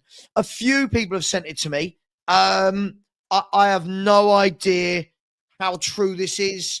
I think it would be, if I was Ferguson, I would go to Everton instead of Tottenham, because he will know that when Dominic Solanke is fit, he's not playing. So I kind of get it.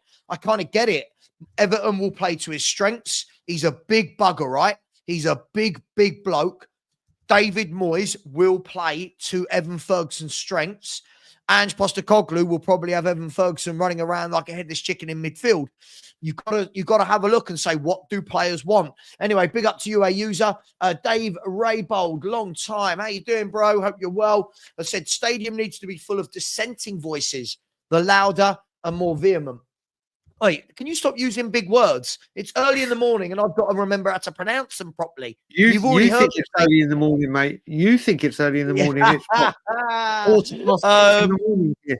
It's only 20 past 11, mate. It's 20. The quicker Levy's ego crumbles, boycott food, drink, and sponsors too.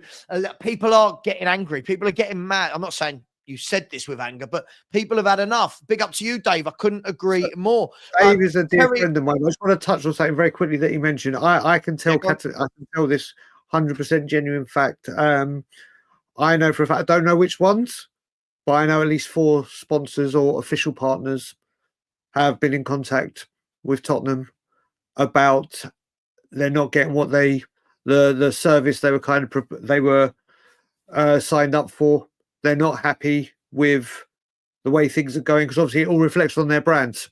I'm not saying it's AIA or Kraken or one of the big ones, but I know for sure at least 4 sponsors or official partners, so to speak, have reached out concerns the current state of the club. Listen, I don't doubt it. Look, while this is happening, let's get this movement going. By the way, we're only 30 subscribers now short from 16.2k. So please smash that button and go and subscribe to Tottenham on Tour as well. And if Ben Kaufman's in the chat, please go and subscribe to the coffee company. Please go and do that. Big up to you, Dave. That was very, very generous. Yeah, Terry O'Shea said, big up Savva Brian. We want Levy out. Unite as one, as a Tottenham family, and we can make change. Big up to you, Terry. And Terry, by the way, I've just seen your email. I haven't had a chance to respond to it yet, but someone like Terry is actually very invested and willing to put money behind the movement and stuff. So people are angry. People want change. Big up to you, Terry. I'm actually having a phone call with Terry today. I will say, Savva, I have to say, when you were saying you're 16,000 and you're small fry, I will say, incredible people like Terry, who again, on Twitter, you do find some diamonds. You have to really search and you find some proper diamonds. Like Dave, who sent you the tweet before, Dave Raybold, the super chat, sorry. Very good friend of mine now, met through Twitter. you get some very, very good people. And I've spoken to Terry quite a bit, and he is rampant at promoting everything. Your show, what I said about you saying you're small in the grand scheme of things, I got tagged in about 7 or 8 people that weren't YouTubers that had shared your video on Twitter, asking people to reshare it. My timeline for a period, Savva, was just me retweeting your video from 8 different people. So your video that you did, and we can say you're 16. You remember Tottenham on tour are only half the size. We're only, because we've been inconsistent because of my health and everything, and Ben and Brian and everyone else we haven't been able to be as consistent, but the message gets out there. Yeah. No, absolutely. By the way, I will get some super chats in a minute. I want to address this. John Stokes said, Savva, you say this needs to be on social media, and I agree 100%, but you and Stella are not on X anymore. I streamed I shared your stream yesterday on X. Look, I appreciate that, John, but when I was on X, I got death threats sent to my house, and I'd wake up every day to hundreds of abusive messages. And it was not good. And Brian and I have talked about this many times. Yep. I feel so much happier since I come off X. I'm sorry, I can't be on that platform.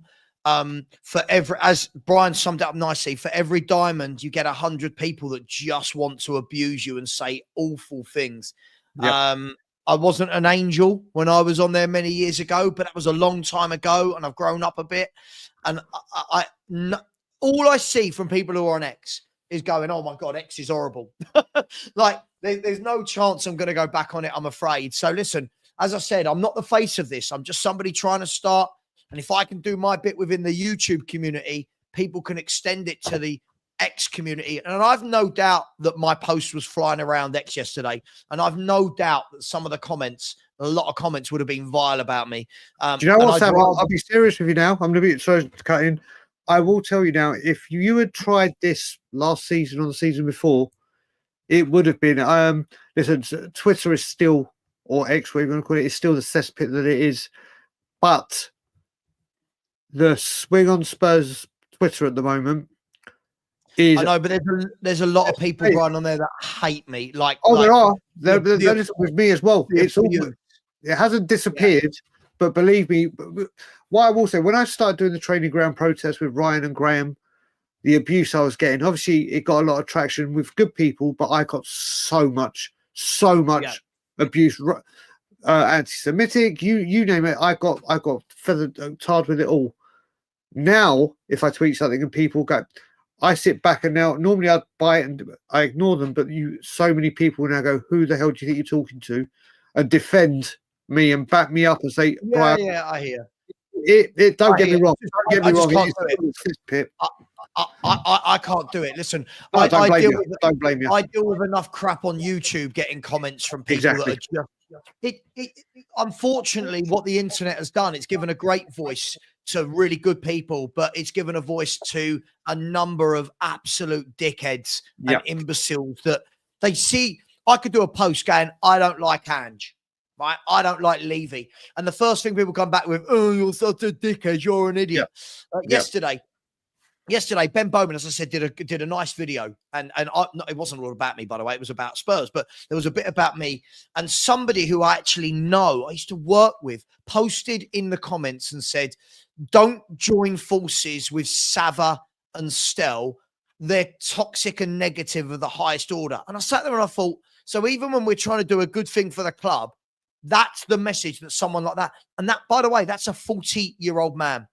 Like Brian, we're not talking about an 18-year-old kid. These are grown men that use their social media platform to just be vile, and I've got no time for it. Big up Lubo. I'll come to you in a second. Sorry, what's super chats? James Watts has said, if Levy was to go, would you give Poch his job back, and or would you give it to someone else? James, look, I mean, if Levy was to go, I mean, hopefully the possibilities would be endless. I mean, we can surmise about managers. By the way, I'm just going to put my put my flag up there right now. If Levy was to go, that doesn't make me want Ange in this job in any way, shape or form.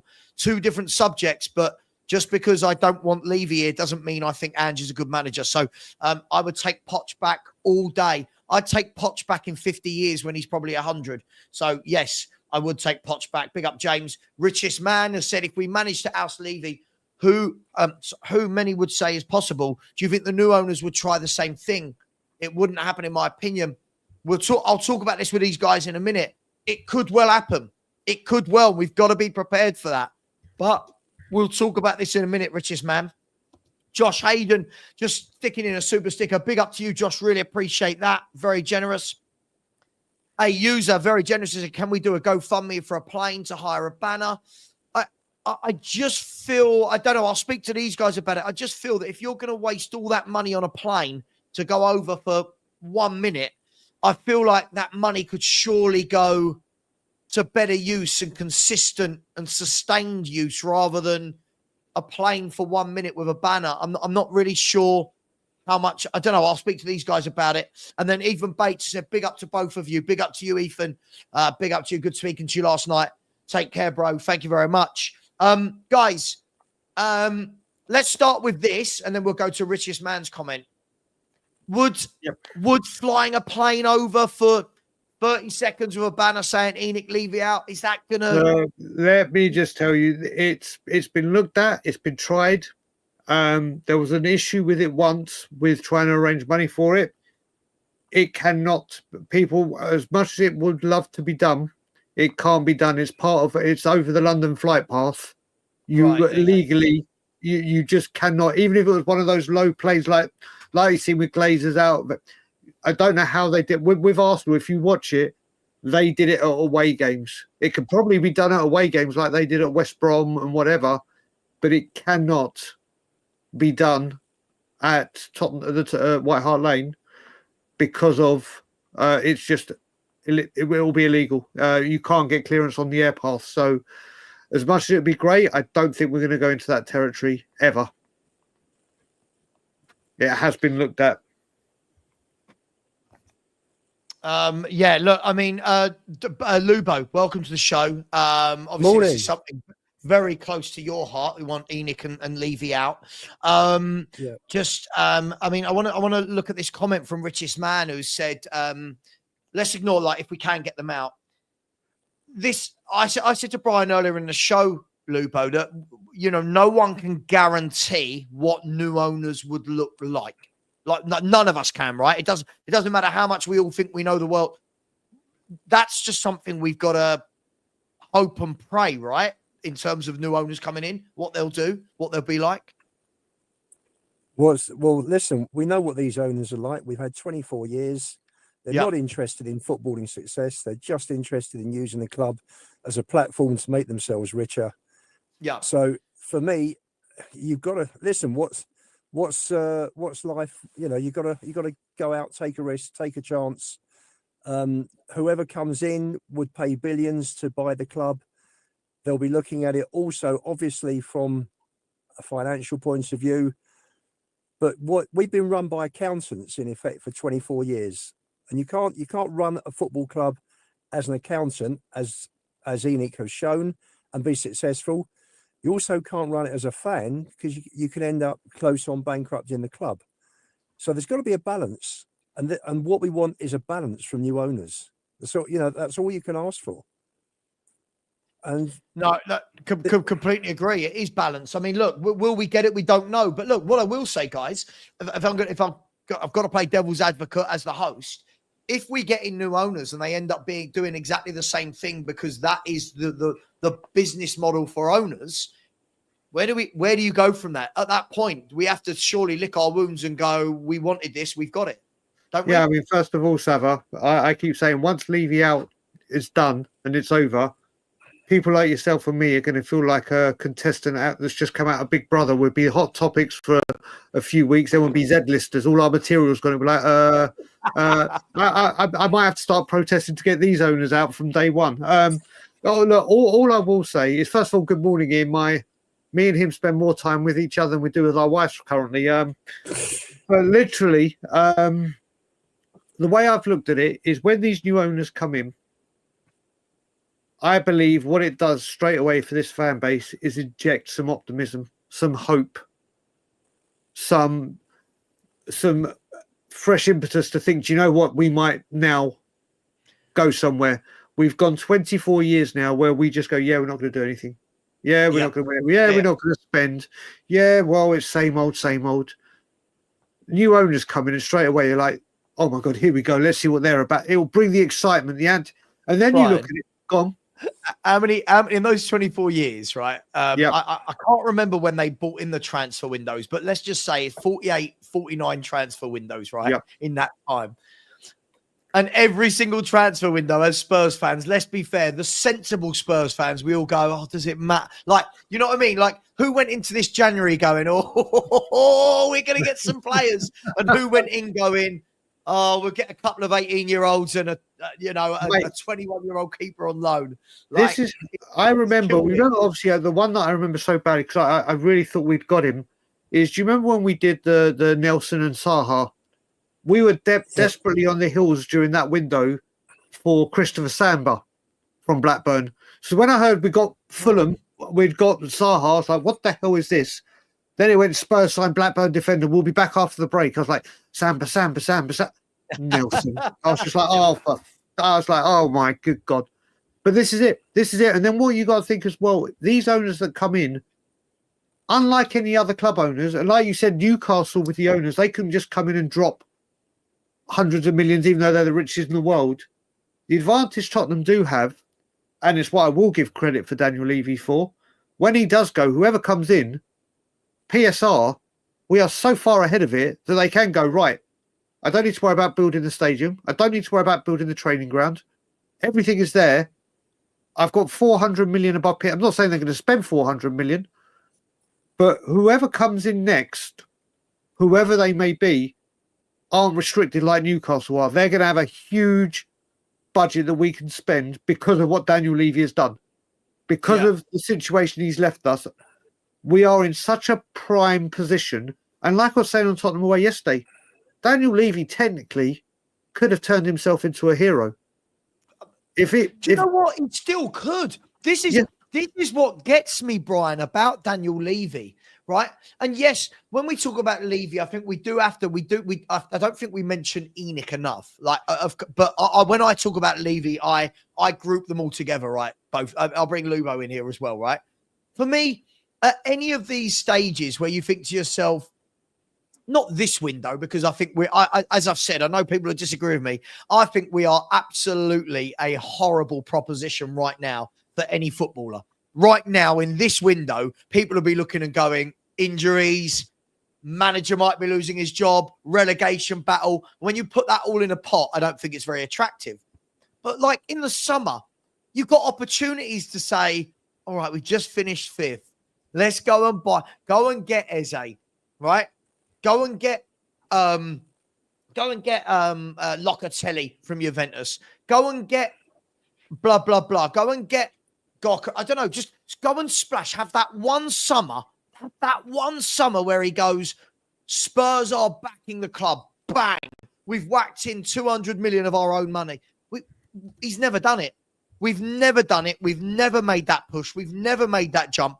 And what was worse than not making that jump, Lubo, is the number of fans that back it and go, oh, no, it's exciting because it's a youth project.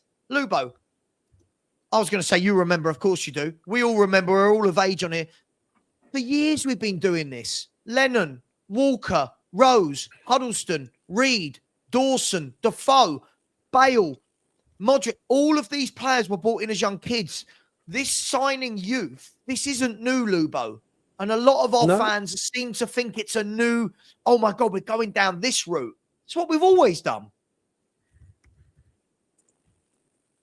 I don't know. It's been a mix for me.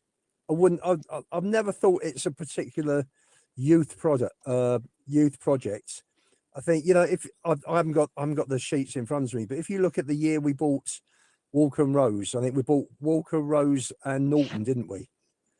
Other players were bought that year, so it's sort of offsetted a bit. I think I've never had a transfer window like the summer where you got rid of so many established players and you only replaced them with one. Yeah, I hear.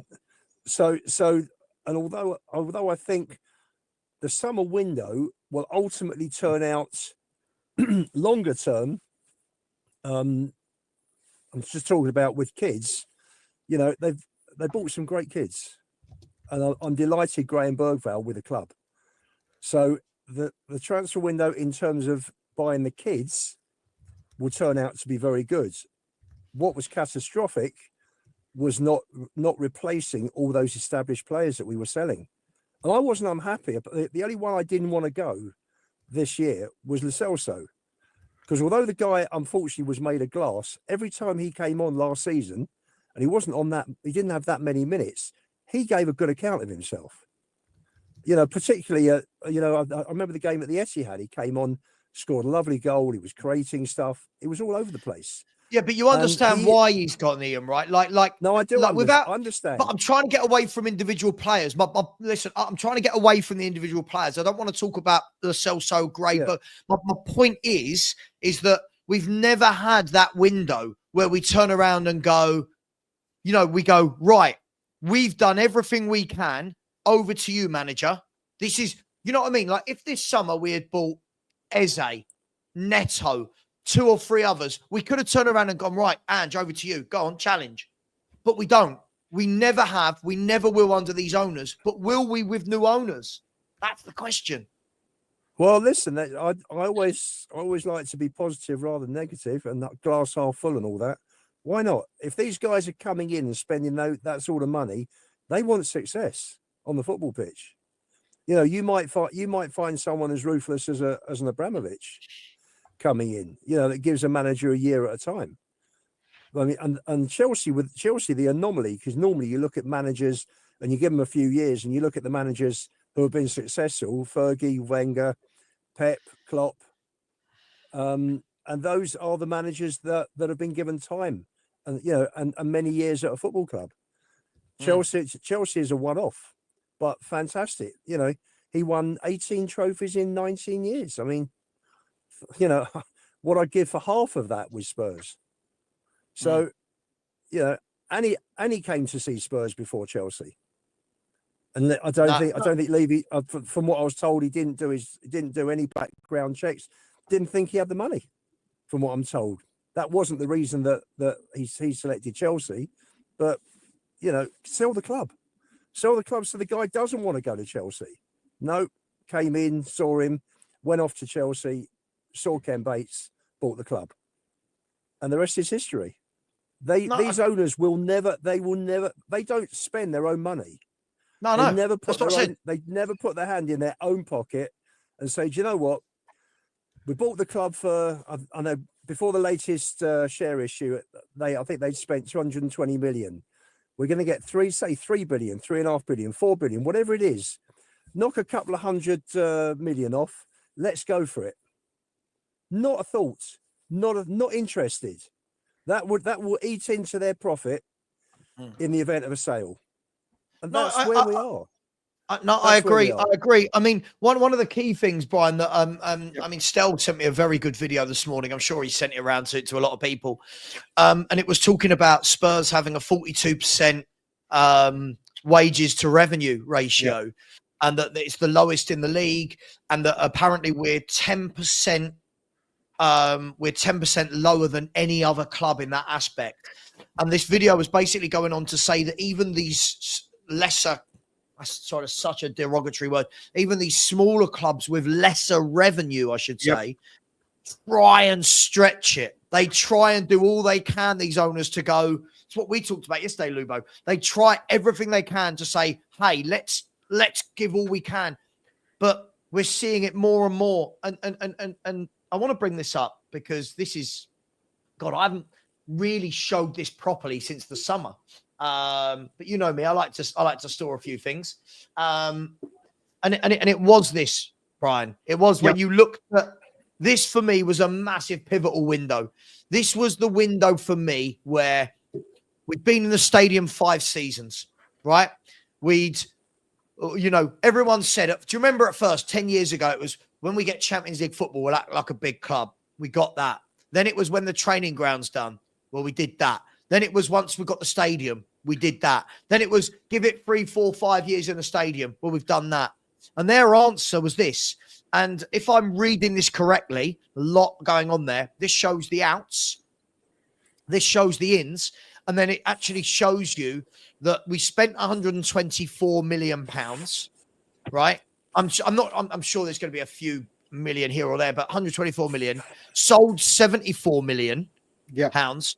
But the big one there, the big numbers there, which I'm sure both you and Lubo will agree with me, and if anyone hasn't seen this before, is the wages. If you look at the salary per year, the number of the players that went, we got rid of 46.1 million in salary and replaced it with 13.4.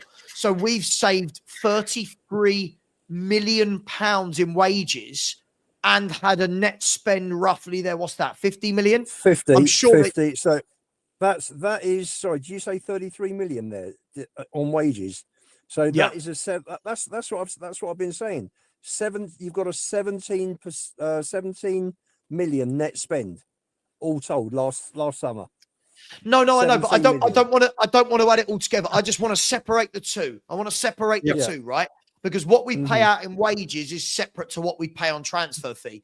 But when you look at it, 50 million for a club of our size, 50 million spent in the summer, right?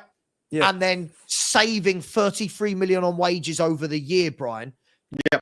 I mean, that for me was the one window where you went, anybody surely that has had faith that this will change, this will turn, it's going to happen. That's the moment where surely everyone should have gone, yeah, they don't give a shit. Like they don't care, surely. Yeah. Listen, like you said, the wage bill has gone down so dramatically, and whereas our owners' pay packet is increasing year in, year out, this is going down. And like you said, we moved to this stadium, and you and I actually differed a bit during that window. Do you remember I was saying to you, do you know what? The clear out was fantastic. I was like, the clear out, don't get me wrong. What did I say about the clear out, Brian? You was like, well, half of them or the Deadwood, half of them weren't started, which you were right. But what I was impressed with, do you know what? We needed. Right, Savage, you know what? It's such a rarity. Bask in your moment. But you looked at it, and everyone's going. I actually thought the outgoings. We all needed them out, but you, stupid me, actually thought, you know what? If we clear out, maybe we will bring quality in. I'm not saying for every player that goes out, a quality player comes in, but I thought, right, with the wages you've just burned and got rid of, you've now got the ability to go get an elite player or two. And rather than covering 6 players' wages, you could use it to cover 2 superstars or very, very high-profile players to go, right, you've cleared that. If we'd got out, let's just say we've got out those players, and let's just say Gyökeres and Gallagher. I'm just saying Gallagher because Ryan's probably still in here. They would have demanded big wages. Now, whether I liked Gallagher or not, if you had said to me we had to get rid of 5, 6 of those players to get, let's change it. Gyökeres and Eze. If you had told me we had to get rid of 5 or 6 of those players, and we were going to literally use those players' wages to get these 2 over the line and the deals, then I'd be like, go for it, brilliant. But no.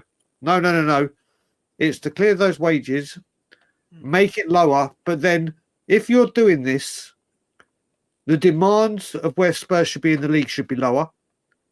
The ticket prices, if you're going to slash everything, the ticket, I would love it not just for Spurs in the Premier League, that you could charge tickets. You know, like how we charge Category A games, Category B games. I think there should be a thing where season tickets are charged by where you kind of. I know London is obviously a big catch, but why are we paying these season ticket prices? And seeing the match day going fan, and some have been there for generations, and they pass it down. Why should they keep increasing when everything else is decreasing? It's just not on. And like you said, that wage difference is such a huge sign that the football matters don't matter. The football matters don't matter at all. It's not like I keep saying for a joke. We've got the Rolling Stones and 50 Cent coming. You don't see the marketing team going, yeah, do you know what? You might cost us a bit too much. We're going to go get Jedward and S Club 7. No, they go and get the best. You have to pay the best to get the best.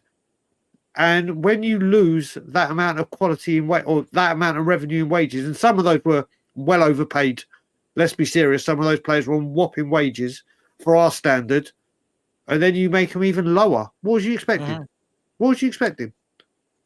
By the way, just quickly, in the world of transfers, really sad to see this, that Victor Boniface, really good striker of Bayer Leverkusen. Anyone want to have a guess where he's going? Galatasaray, Frankfurt, Premier League team, Saudi. You know, you just think, sorry, I know that's nothing to do with what we're talking about. Apologies, but I mean, Lubo, I'll bring that up again. And the thing that strikes me here is when you actually look at, you know, you've got Højbjerg's salary gone at 5.3 million a year. Ndombele at 10.4, Perisic at 9.3, right? And then when you look at it, the highest paid player coming in is Dominic Solanke, and I believe that 5 million a year is 90k a week, something like that. I believe it's roughly 90. Yeah, about that. Right. Now, don't get me wrong. For us mere mortals, 94, yeah. For us mere mortals, 90k a week, yeah, I'm absolutely living the dream. But in terms of attracting the best players to your club, for me, that goes a long way to saying why when people said Solanke's the best we could get, no, Solanke's the best we would pay his wages. But that's really worrying because after that, Lubo, and no, that's not what I'm looking at. After that, the next highest paid player is Archie Gray. Like, look how cheap we're getting. It's truly worrying, isn't it? Well, these figures will be reflected in the end of year to June 25. So can you imagine if wages to revenue ratio is 42%, it's going to be about 35, 36. Yep. And the nearest Premier League club's going to be what? Just over 50? Just under or just over 50%? Listen, I think Villa is the extreme. I think they're over 90%, which I think that's reckless personally, financially. That's my personal opinion. I wouldn't want to see Spurs anywhere near that because, you know, if you get things that happen out of the blue, you can be in trouble, particularly with the debts we've got. But we are the other extreme. We are the other extreme on everything because our club is run differently to every other club, I think, worldwide. I don't think I think all the other owners, and of course, all the other owners want to make a profit. Let's not be naive about it. But they all want to see footballing success. They can all see that if you're successful on the football pitch, you make more money. Yeah. You know, the further you go in competitions, you know, the TV money, particularly in Europe, you know, gets really, really big. You know, in you know, with Sky, you're guaranteed. I think the relegated sides get what 100 million plus. You know, and then you got the parachute, which, you know, I'm not sure if I want the parachute next season or not, but it's substantial. You know, if it got rid of these owners, I'd take relegation a year or two in the Championship, reboot and start again. I think the whole club would fall apart, though. I don't think selling the club because of relegation is where we want to be at. Really, that's just my opinion. I think it would be a catastrophe. I agree. But if that's what it took, if that was the only thing that it took for diminished asset, you know, ever decreasing 10 million asset value, I just want these guys out. They're doing so much damage to our team. And, you know, if we don't get relegated this year, maybe if this business model, which footballing wise is totally unsustainable, if this business model carries on, then we will end up going down in the next year or two. The thing you got to remember, and this needs to be addressed, because obviously I was saying, I've been guilty of saying, if we got relegated for them to sell, I'd take it. But this, that's me doing my, I can't stand this man, whatever it costs kind of thing. But then you've got to look at it seriously. We can't get this guy to sell for 4 billion. If we go into or can't find a buyer for 4 billion, if we go down into the should we, which I don't think we will, wipe half of that off immediately. Yeah, and believe me, if there's one thing Levy he won't sell for the current price. He's not going to sell for a reduced price. But you watch what will happen if we ever did get relegated this season, should we? This summer, we will be spending money like we were blooming Manchester City to make sure we got up. You would see him do everything at all costs to make sure we go up in the first, to get the revenue back to where it was. Sponsors would leave. Don't get me wrong, the price would plummet if we went down, and that would be a good thing for investors, but there is no way he is selling at a loss. There is no way. I think as well, we've got to, I know we talk about, people talk about this flippantly, but I think the closer it gets to Spurs being near that bottom three, the more this conversation needs to happen. Yeah. I just think, imagine if we go down, right? Sponsors, right?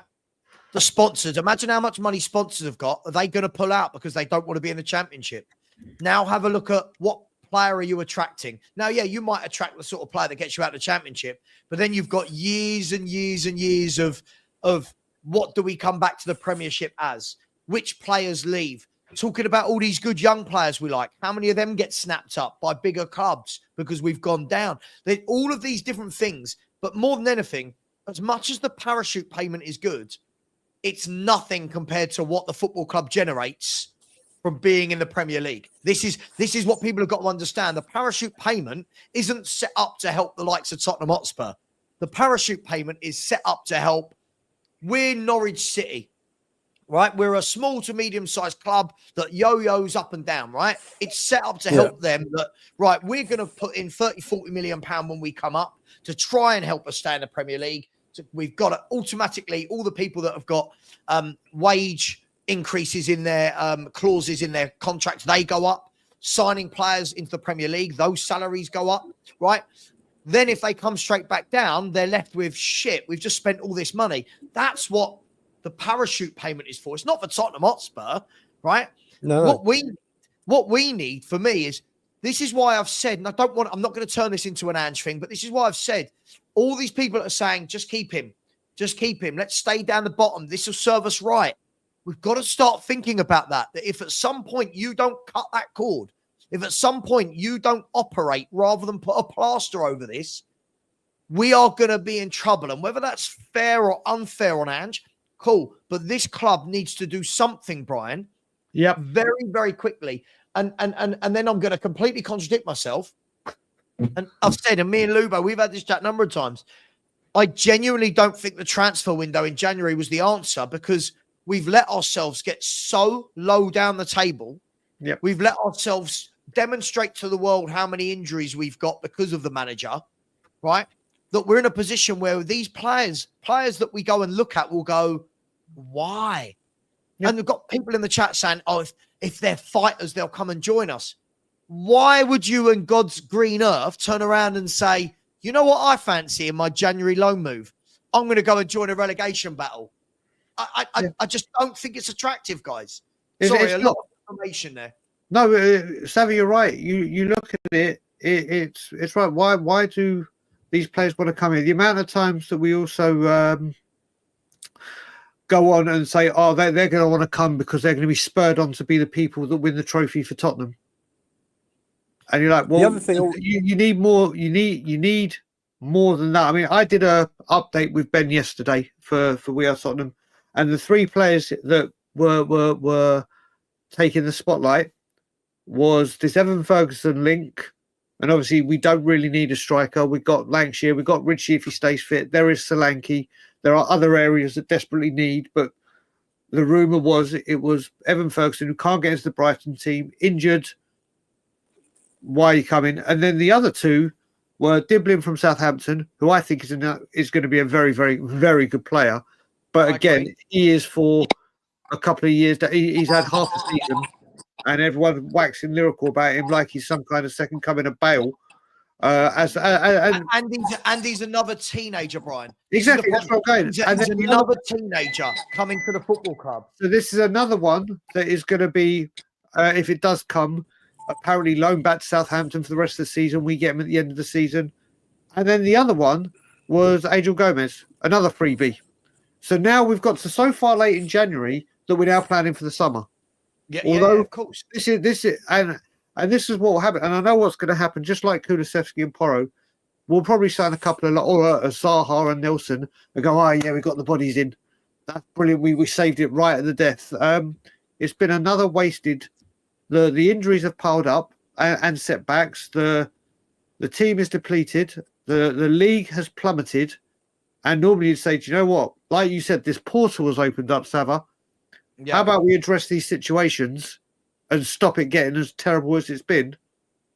But so we should have acted on this. For me, this is what I mean. A big club for me in December makes that decision to sack the manager and give the new manager funds, right? New players in the transfer window that will go, hang on, this is a brand new manager with a new ethos, a new philosophy. We haven't. What we've done is we've stuck with this manager, that's got all these players injured and can't win a game of football for love nor money, unless it's a German team in a relegation battle. And now we're at a position where, and what I'm hearing this, by the way, from a couple of people I really trust that know people at the club, is that Spurs have approached a lot of players this summer, but that a lot of these players are not interested in joining Tottenham Hotspur. I don't blame them. If we're going to be brutally honest, it's like when we looked at Mawani, people are going, oh, why would you join Juventus over Tottenham? Really? What? Really? One of the biggest clubs in world football in a Champions League race. They're in the Champions League. Yeah. And we go, come and join injury-ravaged, relegation-threatened Tottenham. I think we've got to get our heads out our arse.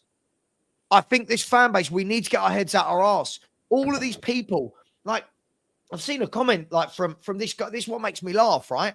Is Reezy in the chat has said, I underestimate Spurs pulling power. Someone demonstrate to me Spurs pulling power in the last 5 years. Anyone? Where's our pulling power? Right? And where's our pulling power from? And Lubo, you'll have heard this from down the years in business, whatever. We're trying to strengthen. That was nearly a word. We're trying to strengthen from a position of weakness, not a position of strength. We never strengthen from a position of strength. We're 15th, relegation battle. The players coming in will probably be League Cup and FA Cup tied, right? They can't play in Europe for Spurs until March, right? So someone needs to tell me what is the draw for Tottenham Hotspur for these players that need to come in that are better than what we've got? What's the draw? Well, when you look over Enic's tenure, there have been times during those 24 years where we've been riding higher than normal. Those were the times to really go in and take it up a notch. They don't want to. They don't know how to. And that's why we need new ownership. And that's why opportunities are missed.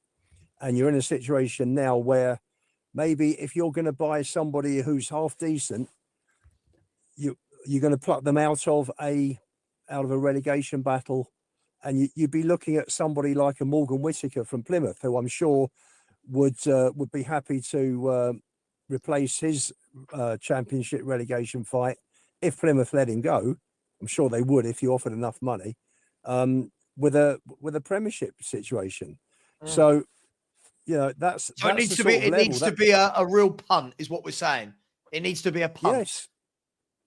Would you get? You wouldn't get Delap out of Ipswich. They wouldn't allow him out now. You might get Delap in the summer, but you're not going to get him now. And the other thing also is that the time to buy the players and bring them in was, you start talking to them in December, and you get them in beginning of Jan. A lot of our players are going to be back now in the next 2 to 3 weeks. So knowing Angie's lack of rotation, they're going to be looking at it thinking, well, I'm going to, I might play for 2 or 3 games and then I'm out again. So, who's going to join? That's the problem. And what's today, the 28th? You've got 6 days now left in the transfer window. Who's going to join? Unless they pull something out, the hats. I agree. Can I just say, Ian, sorry, I just want to say this. I'm seeing a few people saying things in the comments like, and thank you for the people letting me know Whittaker's been sold. From the moment Spurs fans celebrated losing a game, somebody else has said, is this not just as Spurs wanted their team to lose? I feel like every Spurs fan's being roped into this category that we all wanted to lose to Man City. I feel like I know very few people that actually said they wanted to lose to City so Arsenal didn't win the league. My stance on that was always, it doesn't matter. Man City are going to beat us anyway. Man City were fighting for a league title with 2 games left of the season to go. They were going to win that game. Anyway, a couple of comments. This is where, again, I'm going to say this, guys, with all due respect. I don't think people sometimes switch on, use common sense. We're talking about Dragu joined us over Bayern. We got VDV who was sought after. I hate to break it to you all, guys. When we signed Radu Dragusin, we weren't 15th and in a relegation battle, right? When we signed Mickey van der Ven, we weren't 15th and in a relegation battle. This is the January transfer window. We're 15th, relegation battle. Players are going to be cup tied in the FA Cup and League Cup. They won't play in Europe until March at the earliest, right? And lots of players are going to look at our hamstring injuries and all that. And they're going to look at, well, this manager doesn't rotate when fit. So all these people just saying we're attractive. Do you think we're attractive right now in January? No, yeah. Listen, you get the odd deals like this that go through. I saw someone just mention Bergvall, Barcelona. Just like Archie Gray came to us, he came to us because we promised him game time. Right. You go to a Barcelona type, a young guy wants to make sure he goes to a team, plays football, and then obviously he can develop, and whether we turn brilliant and he commits his career to Spurs, or he's got time in his hand where he can get that big move. A lot of people make these big moves to these clubs. Look at I'm not even youngsters. Look at Calvin White. Look at the people that jump ship to Man City. Calvin Phillips, who was excelling at Leeds, England international. Yeah. Andy Drinkwater went to Chelsea. They go to these teams and get these big moves. Parker went there as well, didn't he? Yeah. Sidwell. Yeah, exactly. All these teams, they go there. Guys, John Bostock came to Tottenham. Yeah, this is the thing. These people come, they try and make the right moves to their career. And then you can say for every one of these that are mentioned, I can mention another 6, 7, 8 that we missed out on because we wouldn't be adventurous. Because we wouldn't go that extra distance. We wouldn't go the extra mile. There's been a couple of signings throughout this tenure where just one of those coming into that football team.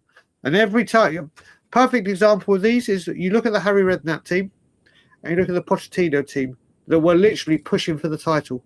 Literally a couple of signings here or there, and it was genuine, here we go. But what we did is we stripped the team and sold it for parts, especially the Harry Redknapp one. Because we get there, and rather than building on it, we cash in when they're at the highest because they get the maximum return. That's the difference. I agree. I mean, I just don't, Matt, I feel like yesterday you didn't get it with Ange. Today you're not getting it with how Tottenham are run as a club. When you're saying, why are you acting like if we put the money down, big players wouldn't jump? Matt, we've just done a whole 2-hour show on how Tottenham don't put money down, on how we don't pay wages and salary, and why we want the owners out. Matt, first of all, what big player? I don't understand how naive you are. What big player is going to leave and join Tottenham now? Now, it could be that Tottenham Hotspur win the League Cup or the Europa League, and we get to the summer, and then we go, right, guys, we're kicking on. We're going to sign 3 or 4 big players. Then maybe. Matt, it is January, right?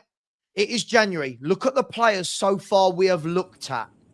So far, we have looked at Kolo Muani because he wasn't getting a minute of football at PSG, right? People are talking about Evan Ferguson because he doesn't get any games at Brighton and hasn't scored goals for 2 years, right? Kinski, he's a young kid from the Czech Republic. And you're sitting there going, yeah, we're just going to get these players. Matt, we've got to be brutally honest with ourselves. This is not, guys, this is not Football Manager. This is not Football Manager. Players and agents are not stupid. If Brian is my agent, right, Brian's going to ring me up and go, I've just had Tottenham on the phone, right? They want to know, are you interested in joining them? as a player, I'm going to speak with Brian, my agent, and we're going to say, right, how much game time am I getting? Mhm. Right? What's going on at the club? How stable is the manager's job? How do they play? Does that fit in with how I play? Yeah. I'm cup tied because I've already played for whoever in the League Cup and the FA Cup. I can't play in Europe till March. I don't feel, Brian, that people are actually looking at all of these things that go into the equation of a transfer. We're a shambles right now. So I don't know I'm how just, people are not seeing it. well, We're a there's shambles. two things I'm just going to address with this comment from Matt. First of all, you say if we put the big money down, this is the majority of the problem. We don't put the big money. It's not a case of saying if. If we were going to put big money down, we could have put big money down for Eze. We could have done it for Gyökeres. If we spent 15, 20 million more than we did for Solanke, you get a Gyökeres. We don't do it. But then also to go with this, we were told that we need to get into the Champions League to get that money, to bring in these players and pay the wages. If any Spurs fan in this chat right now can tell me one Champions League ready elect and the elite level that we brought in with that money, just one. Van der Vaart was at the top of the way down. Ivan Perisic came three. We've been in the Champions League, I think 4 or 5, maybe 6 times. That's this revenue coming in, and one Champions League player. We bought. Don't get me wrong. We bought in people like Heung-min Son who have gone on to be Champions League class players. But every single time we've had Champions League money, every single time we've had the money, we've had the competition revenue coming in so we can pay these wages, we've had the sponsors, not one single, my God, that guy's Champions League elite level has come into this football. Not one. Not a single one. But this is what makes me laugh. I mean, Lubo, I mean, Brian is spot on. I don't know how many years we have to see the same behaviour and people are still going, just pay, we'll get them. I think what people have to understand is when players move in January, it's normally for one of two reasons, right? One is like a marmouche to Man City, right? It's the big money deal that his club can't say no to, right? Frankfurt, is it Frankfurt? Yeah, Frankfurt. They don't want to sell Frankfurt or Stuttgart. I always get this confused. Frankfurt. It was Frankfurt, so. Right. Frankfurt do not want to be selling marmouche. But when Man City are coming in and going, there's 75 million, £80, bang. The other players that tend to move, look at all the players moving or they're talking about moving. Yao Felix, they're talking about going on loan. Why? Not getting game time. Disasi at Chelsea, right? Marcus Rashford, they're talking about going on loan. Why? Not getting game time. Who else left Man United? Anthony, not getting games, right? When you look at all these players that are moving, there is a reason why they are moving, right? There's a reason. When you're saying, again, Kulu, when you're saying Kulu was struggling to maintain a position in the Juventus team, right? When you're saying Arsenal were looking at him, Arsenal never bid for him. Matt, unfortunately, you're starting to look very silly over the last 2 days, very childish. You're not getting it. We are not in for top players. We are not going to sign top players. They will not want to come to Tottenham right now. The time to sign the top players is when we finish 4th, right? Even when you finish 5th, go and sign the top players and kick on. Not when you are 15th and about to go below Everton in the league. It's madness. Can I just say, Sav, Matt, you've listened to the show. You've listened to us talking about the wages situation and how the wages are being cut back. Why do you think? I mean, Rashford's on 350 a week. Why is he going to come to Tottenham? Unless they do a deal with United, maybe where they split his wages in half and take 50% each. What you've got to do is you've got to be clever with your recruitment. You've got to look at players that may not fit another club, but fit Tottenham very well. The way Bentancur and Kulusevski came in and made such a massive difference in Conte's first season. And that's the sort of thing you've got to look for. But in terms of the big players, you've got to remember. Ian, what was the pull? In that January, what was the pull to Tottenham? We weren't 15th, and Antonio Conte. It was Conte. Yeah. Right. Ange hasn't got that pull. I think people have got to realise that, Lubo. If Ange goes to AC Milan now, no, hang on, let me think. If Ange goes to Bayer Leverkusen now and says, we want Piero Hincapié is going to be like, well, who's this manager? It's not the same pull. We've got to understand that, Lubo, right? Yeah, absolutely. It's managers come and they sell a project, they sell a club to a player. Yeah. Well, it's you got to add to this as well. Is normally people can say, all right, they have one season out of Europe, like we did a couple of seasons ago. We'll rebuild back, but right now, what you can add as well is you mentioned Savva, if the agent scenario, if it's game time, if it's this, if it's that. Let's all be honest. Wherever we are with this football club and wherever we are with the owners or the manager, anyone looking to come in right now doesn't even know who our manager will be at the start of the season. No. And then you've got the concern, as we've seen, unfortunately, with Tottenham, unlike other clubs like Liverpool, for example, that have a clear the diamonds in here, the diamonds. But they have it that Liverpool for years have had it right. We're going to play front flowing football, the Liverpool, let's just say the Liverpool way, like everyone says the Tottenham way. And Arne Slot's come in, and he may not like all the players that Klopp had, but he knows they can put in and play his style of football because they've been playing attacking, intense football. When we have it at Tottenham, we go from attacking, defensive, young manager, old manager, project manager, youth manager. There's no. If I would say right now, if we hire once Ange goes, and it's a matter of time, you look at it when he goes. I don't think any of us will have a clue what style of football this manager will be. I mean, there were big talks about Allegri. He's a complete opposite to Ange. If you just don't know what style of football's coming in, so why is the player going to go, do you know what? I'm going to come because they play attacking football with Ange. But the history of this club is they'll go back on themselves and play defensive football. Well, we're asked to play I agree and disagree, Brian. I don't think we do play attacking football. I think his style of football is absolutely turgid. Oh, but that was what we were led to believe, wasn't it? I know. My point is this, right? As I said to you before, when all these people were saying, it will turn around, it will turn around, it will turn around. Well, it hasn't, and we've now got to the point where we didn't address it. Big clubs address it. Man United were not happy with Ten Hag, and what did they do? See you later, boom. Right, so now anybody joining Man United right now will go, okay, they've been in a bit of a mess, but they have got their new manager in who's got that vision for the future. We know how that manager plays, and that manager can talk about, here's what we're doing, right? West Ham weren't happy. See you later. Potter comes in. Now, West Ham could go and talk to players and be like, this is our manager now. This is who's going to be leading this. Spurs didn't. We didn't address the issue. We didn't address the bad results. We didn't stop the rot. We've now got so low that all the people saying just back the manager, well, this is what you've got. You've got where we are in the league. You've got the players won't want to join, right? And now they've got to sit back and go, well, okay, we backed the manager, but look where we are. Yeah? Look where they are. Can I just put another layer on that? Oh, man. So if you take someone like, this is not Ajax. Ajax have ex-professionals in, like Overmars, I believe was Bergkamp there as well.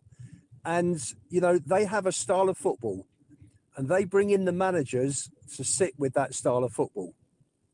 Here, there's no thoughts, there's no strategy, there's nothing because the owners don't know about football. They're pretty hopeless. So, this is why we don't know what style of football we're going to be playing. We don't even know the sort of manager we're going to be that's going to come in. I mean, another reason why we need new owners is that this owner has burnt his bridges with so many people. Matt, why would managers want to come to Spurs? Seriously. But, well, we can have this debate in a minute. Managers will, because managers will go up in the pecking order. They will. We saw this with Poch. We saw this with Jol. These managers will come in. They will. We keep saying no one will. I'll put my mortgage on it that we will get a manager. No one. Don't do that, sir. Don't do that. Oh no, but Lubo, but when people say what manager will join us, it's the food chain. It is the food chain.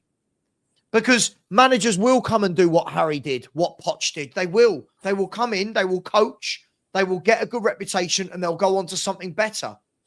Right? I heard you last night say it's a manager graveyard. All the managers that have come in have gone on and done well. No one's come here and had their career ruined, have they?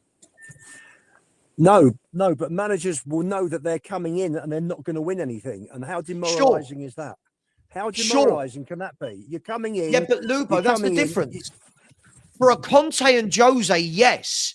But for a Frank, for an Iriola, for a Silva, for these managers that aren't serial winning managers, we're the next run on the ladder from the clubs they're at. Yes, we're in a difficult moment right now, but we're the next run on the ladder. And that's the same with players. Players will go up a notch. Now, I'm not saying right now, but in the summer, what I would do if I was Spurs, I'd get an interim manager to see us through, and then I would go. That's what I would do. Do you know what it is, Savva? What you got to think about this? If we do that for an interim, then this needs to be like what happened with Harry Redknapp and with Pochettino and Jose. This needs to be wrapped up, signed, sealed, delivered. So as soon as they sack him, should it be that he comes in immediately with the interim? That's the only way, because obviously Mason's the only other option. If it's going to be an interim, it needs to be signed. That's a separate point, right, Brian? Of course. Listen, the mechanics and the operations behind it is separate. But for me, as I said, I think we had our chance to do this and be prepared for this transfer window. I think in December, when we were absolutely dreadful, was the chance where Daniel Levy could have turned around and gone, right, get him out, new manager in, right. Let's now go with a bit of renewed buzz into the transfer market. And you start talking to players and going, this is the manager for the next 6 months. This is what he's going to do for you. I don't think we've now got any pull with this manager, with this league position.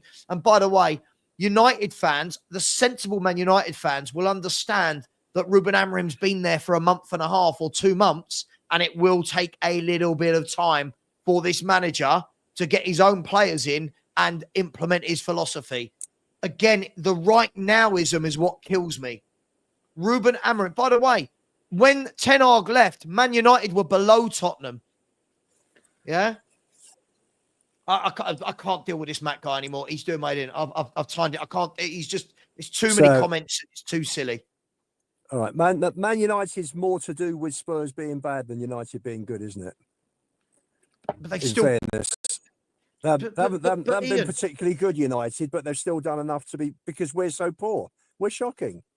Sure, but we've won 1 point. We've won 1 point, I think, since Amorim came in.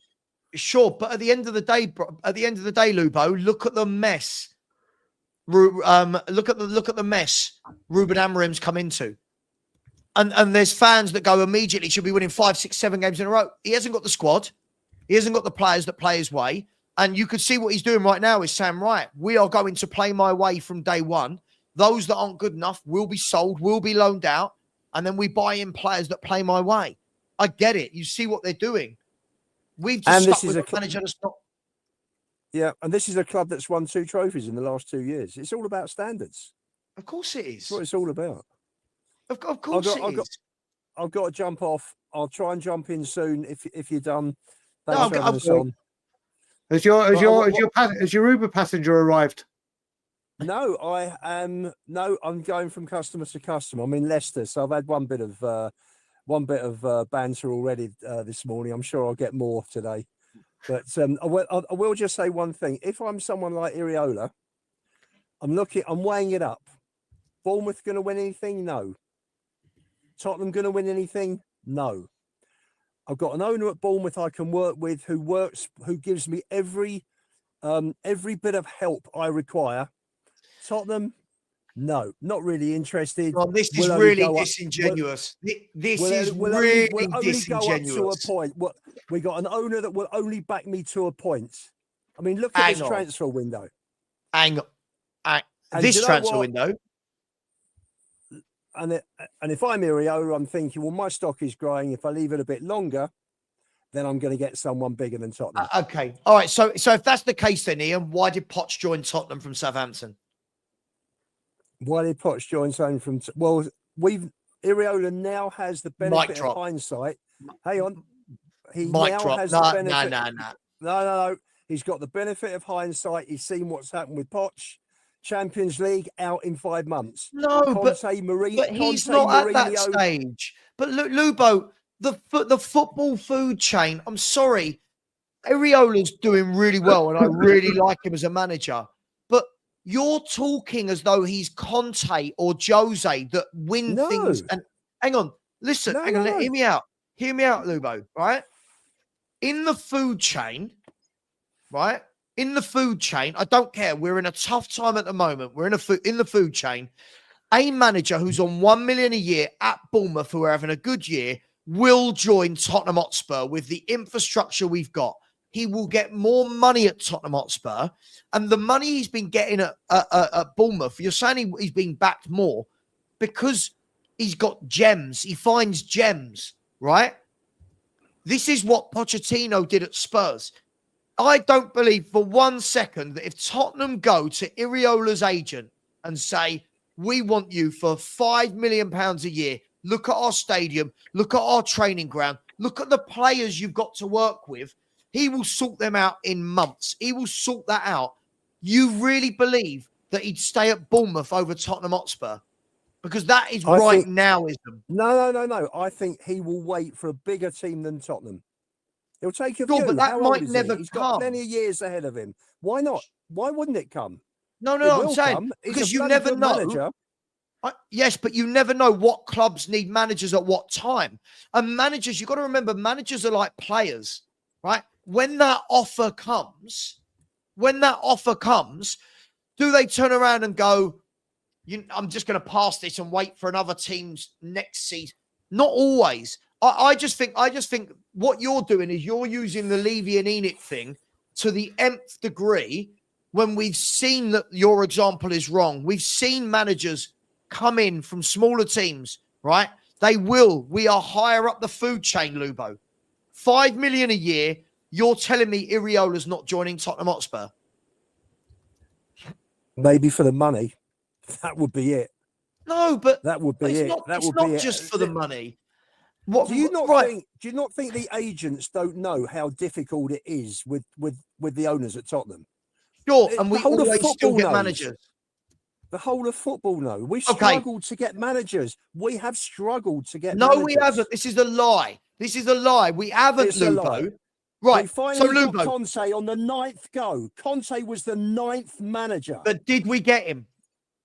Finally, second time round. Hang on. Paratici came to him. He said no in the summer. Then we got Nuno after God knows how many other people. And then we got him.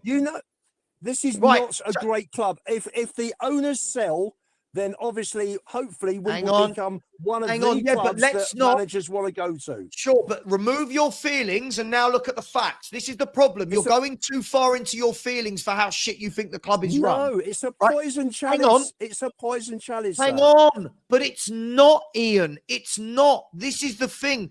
You're calling it a poison chalice from the point of view of winning things. Managers like Iriola, Frank, Silva, these managers haven't been winning managers. These are managers that are coaches. They would come into our club and their remit isn't go and win titles. It will be go on, do a really good job and make a name for yourself. Pochettino, the prime example. Pochettino's stock when he left Tottenham Hotspur was boom. Since then, he's managed PSG and Chelsea. So all of this, it's a poison chalice. Who will come? Conte came. Jose came, right? Conte and Jose came. Poch came. Redknapp came. This whole none of them will come is revisionism. These managers came to Tottenham. What I will say... Go on, Ian. You're just ignoring where we are as a club at this moment. No, I'm not. Saying, why would players come? You're saying, why would players come and join us? The mess we're in, and then you're saying players won't join us, but managers will. So why? What's the difference between the player and the manager? What's the difference between the player and the manager? They're all ambitious. Sure. But the difference is I'm saying players won't join us now because of where we are in January, not in the summer, now, right? The difference is with managers managers will look at their career and go, how do I go up the food chain? Now, silly football fans will go, but Bournemouth are better than us right now. Of course they are better than us right now because our manager is absolutely wank, right? As I've always said to you, Ian, Bournemouth would not be above Spurs if Iraola was the Tottenham manager right now. And Iraola will look at Basuma, Bentancur, Sarr, Maddison, Kulu, Son, Solanke, Porro, Udogie, Van der Ven, Romero, Dragoshin. He will look at those players and go, if I can get a tune out of these players from Bournemouth, most of who came up from the Championship, I can get a tune out of these players because he's a coach. This is the next run on the ladder. It's the same thing as me saying, I work for this small tech company and now Google have come in for me. I am going to move up because of the stature, because he will get money. He will get money. He will get money at Tottenham, but we're being revisionist here. There will be more attractive clubs than us. But there isn't right now. There isn't right now, Ian. That's the point. He's not going to leave right now. He's not going to leave right now. You don't know that. He'd leave right now? We don't know that. If Spurs come around, right, I'm going to put this scenario to everyone in the chat. He's not going to want to at least finish the season with Bournemouth. Hang on. If Spurs come around to his agent right now and go, what's he on? We know he's on £1 million a year, right? If Spurs come around to him and they go, right, listen, we need to rebuild, right? Or build, whatever you want to call it. We need someone to come in and do for us what Pochettino did. Here's £5 million. £5 million. You're going to be managing in the Europa League. We're still in the Europa League. You could take us through to a final. We're still in the FA Cup. We're still in the League Cup, and we need you to get us higher at that table. Do we truly, truly believe that this manager's going to say, no, I want to stay at Bournemouth because I'm 6th or 7th? You really believe that? I think you're just looking on him as a mercenary. No, Ian, that's not what. There might be something more to him. You know, that's not what I said, though. That's not what I said. Don't put words in my mouth. Don't put words in my mouth. I didn't. No. I'm not looking at him as a mercenary. If it's about football, he will want to finish the job. I think this season. But why? And see why not? Because maybe he's got some character and backbone, and he's not going to screw Bournemouth. That's why. So why do any managers leave? So why do managers leave mid-season then? Why do all other managers leave mid-season? What? Let's see. Let's No. I'm asking. I'm just saying. Why do they? Because they don't give a shit about. That's the difference. No. See, this is where football fans get silly. This is where football fans get silly. So any manager or player that's left mid-season doesn't give a shit. That's so silly. Managers and players. Let me finish. Let me finish, right? I've got to shoot in a sec. I've got to shoot. Sure. Can I just say as well, just quickly? Why did Ruben Amorim leave Sporting Lisbon, who were top of the league, winning every game, to go to Man United? Why? Because it's Man United. They're one of the biggest two clubs in the world. You're comparing us to Man Hang on. United. If you let me... Sure. I'm not. Let me talk, Ian. Let me get my point out. Why? Sporting Lisbon aren't a tiny club. He's gone up in the food chain. Iraola would be going up in the food chain to Spurs as well. Not everybody that leaves is a mercenary. These people have ambition. When we are headhunted in our normal lives, somebody comes and says, do you want more money? Doesn't make us mercenaries. We go, yeah, career it's progression. It's a bit different in business. Hang on. A working job. This is mad. Working job is slightly different. Amorim is going to one of the 2 or 3 biggest clubs in world football. From a big club, though. Of course he's gonna join. Sporting Lisbon compared to United are not a big club. United are massive compared to Sporting Lisbon. Sporting Lisbon are the third biggest club in Portugal. And we're massive compared to Bournemouth. And we're massive compared to Bournemouth. You've just answered your own question. We're not we are massive anymore. We're not. People say You're not you've listening. got to stop this. We are You've not not as big listened. as people. You're not You've as not big listened to now what I as said. people think we are. You've not listened to what I said. We are And massive look at compared where we are today. Do you think he's going to join with the shit going on now? We are. You're He not may listening. turn Ian, round and say, "I will join you in the summer." He may turn Ian, round you're and say the taking summer. one word I say in each sentence and using that word. We are massive compared to Bournemouth. Not we are massive compared to Man United. It's why Poch left. Why did Poch leave Southampton? He was flying with Southampton. Why did Poch leave? He left at the end of the season. And I think if we get Iraola, it will be at the end of the season. Sure, but we can have the conversation with them now. I'm sure they probably have had the conversation. I'm sure Spurs are speaking to various managers, which is why they haven't got rid of Postecoglou at the moment. But I just can't stand this revisionism that, like, It's I not keep hearing you revisionism. say, hang on, I keep hearing you say on streams, managers, their careers come here to die. It's a graveyard. That's not true. No managers come here and it's been a graveyard. What I mean is, in terms of trophies, it's a graveyard here. Yeah, but most That's of the what I managers mean. we get in aren't used to winning trophies anyway. But Poch it- had but never it won was- trophies. But it was Right, Redknapp wasn't winning trophies. Right, Martin Jol wasn't winning trophies. Right, these managers weren't. The two you're referring to is what every fan does. They go to Jose and Conte, who should never have been hired. Right? But we are the only club they haven't won a trophy at. The Of only course, one. because of course they shouldn't have been hired, though, Ian. Every other manager we've had, right? Every other manager we've had, they're not serial winners like those two. Those two should never have come to Tottenham Hotspur. It was never going to work. It was never the right fit. Never. Conte, huh? You're right. It was never the right fit. Right. But other managers So that's going the to look at difference that. And between them and Poch and Joel and Redknapp. That's why it never Right. worked. Iraola is not them, though. What about Glasner at Palace? What a good manager Glasner at Palace is. Why would he not leave Crystal Palace to come to Tottenham Hotspur?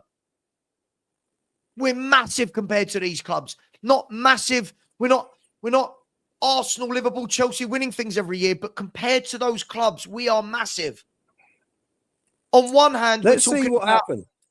Let's see who we will, joins. but Let's see who joins. sure. Let's sure, see who but we I get just- in. I think he'll be gone in 2 weeks' time, Sav, when we go out of both cups. I hope I so. think we'll lose to Brentford. We'll lose in both cups. I think maybe Everton would have overtaken us. Then we'll be 16th at that point. And at that point, I think he pulls the plug because he's got to stop this. He's got to stop the bleeding, as someone said on I a agree podcast. with you. Ian, I apologise then for we'll see- then we'll raising our see. voice, but Don't worry. Then we'll see which manager will come and join us in February. look, We'll see. I agree. By the way, but first of all, we need to stop this in football that every manager needs 3 to 5 years. So I'm sorry. Iraola, Matt, you've just proved your own point. Iraola's gone into Bournemouth and within 2-3 months sorted them out. So no, you don't need a man. Not every manager needs 3 to 5 years, Matt. This is absolute nonsense. Most managers in the world of football don't get 3 years because they're not doing a good job. Look, Ian, we always row. We're passionate. I'm sorry, but look, I just don't think that we can just sit here and say no one will join us. We hate the owners, right? But they've always managed to get, yes, in the scenario with Ange Postecoglou, they didn't. But normally we always manage to get what we need. And all the people saying, like, who is this? Right? Someone in this chat saying, like, this is what I can't stand. It's people like this, right? Savva thinks we can be okay under Enic. Right? Do you know why I hate this? Can I show you why I hate stupid comments like this? Right? First of all, right? Tottenham can be okay under Enic. Let's have a look under Enic, right? Yes, they've not won anything. I'm sorry. This is where, so I'm going to call that person out. What a stupid comment this is, right? Does Savva think we can be okay under Enic? Yes, he does. Why? Because of this. Let's show you. There you go. Look. Have a look. Fourth, third, second, third, right? Fifth, sixth, fifth, fourth. Can we be okay under Enic? Yes. We've had good times under Enic. There's a difference between me saying we can bring in a manager who can coach and have us as a good team versus what Ian's saying is that there's no point what the manager is because they're not going to win things. There's a huge difference. This manager, Sebastian Hoeneß, great manager at Stuttgart. Great manager. Sorry, I feel like we're getting so far away from reality.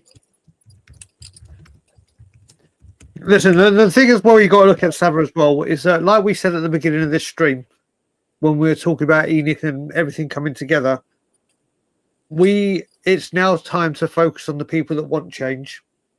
Agreed. And stay there. Rather, like we said about, if people want to say things, Savva, what as you know from your channel, and especially, and I can tell you from the years that I've been on the streets and done everything, when you try and do something for good, even more bad people or that want bad or want to cause controversy will come in and try and cause diversions, rants. Yeah. You watch, you know for a fact that it's just listen, it's just not worth it. It's like I said, preach to the converted. They're starting to come, and it's not worth saying, right, if you don't agree, okay, you're not for me right now, what I'm trying to achieve. So why am I wasting my time trying to prove my point? You know what I mean, Savva? Do you know what? I say this because you get riled up, and and it's a natural reaction when someone goes, you want to write. It just frustrates me, Brian, because we're talking as though we're a team that's just been promoted and that we've never had managers that have done well. This revisionism is it's not true. It's just revisionism. Like, I just don't get it. I don't get it. Like you and I have had it. And you know we've had this discussion about the manager. And I started. Brian, hang on. Sorry, things like this. We haven't had Harry Kane for 24 years. Look at what Harry Redknapp did. He didn't have Harry Kane. He didn't have Harry Kane in the team, propping him up. You think that Tottenham were only good under Pochettino because of Harry Kane? Again, it shows, Brian, that people weren't watching Tottenham play. Under Poch, we had a really good team, did we not? Best I've seen, team-wise. It was absolutely the best I've seen. So this isn't true. 2 years. This isn't true. We had Kane propping us up. This is just sorry. Do you know what I'll say to Resi? Do you know what it is? And again, I hate that I always have to use Liverpool. Liverpool have had top strikers come and go throughout my time. Started off with Ian Rush. Then Robbie Fowler came in. Then Michael Owen came in. Then Torres came in. Then Suarez came in. Then this is what Liverpool do. When one big name player like that leaves, the next one comes in. Sure. Brian, you had Toshak, Keegan, Dalglish. Oh, yeah, but I'm talking about people were here. I'm talking about Premier League era here. So which is basically, let's face it, the Levy era. He's been here for the majority of the Premier League. I think in 2001. What did it start? 92. See, apart from 9 years with the Premier League history, it's all been Levy. But when people go on the drop of Kane, when you lose potentially the best striker in the world, or all around, I mean, no other striker could pass the ball like him, create the ball. So all round greatest striker in the world currently when he left. And you see what he's doing at Bayern, you're going to leave a gaping hole there. It doesn't, unless you go, and he's one of those players that is practically impossible to replace. Because he's a 9 and a 10, Brian. Well, mate, exactly. Well, this is what I'm saying. So we the way we've gone is we've gone from Kane to Ritchie to Solanke, and I've just said to you that Liverpool have gone from Ian Rush, Robbie Fowler, who outside of Tottenham is my favourite striker ever in the Premier League. I loved Robbie. Then it was Michael Owen.